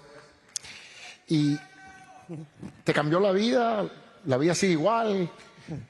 ¿Cómo cambiaron las cosas después de eso? No, cambiar la vida no, porque siempre viví de la misma manera y después de eso continué con queriendo seguir ganar, queriendo seguir cosas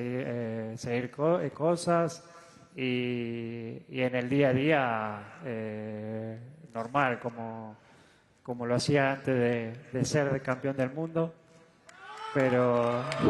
Todavía vas al supermercado. Pero sí que es verdad que la tranquilidad de haberlo conseguido todo a nivel profesional y en lo deportivo sí que me cambió mucho.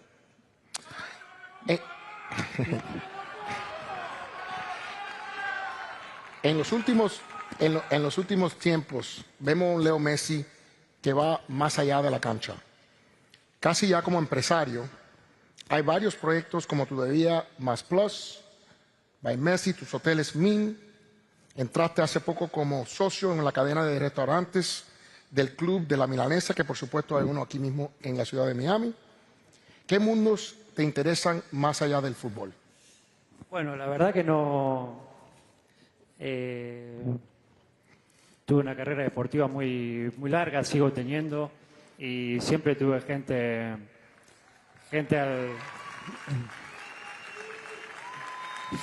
alrededor mío de confianza y la cual se ocupaba un poco de todo eso.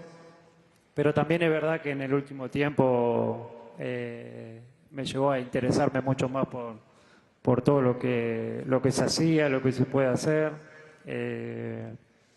También el fútbol tiene una fecha de caducidad, lamentablemente.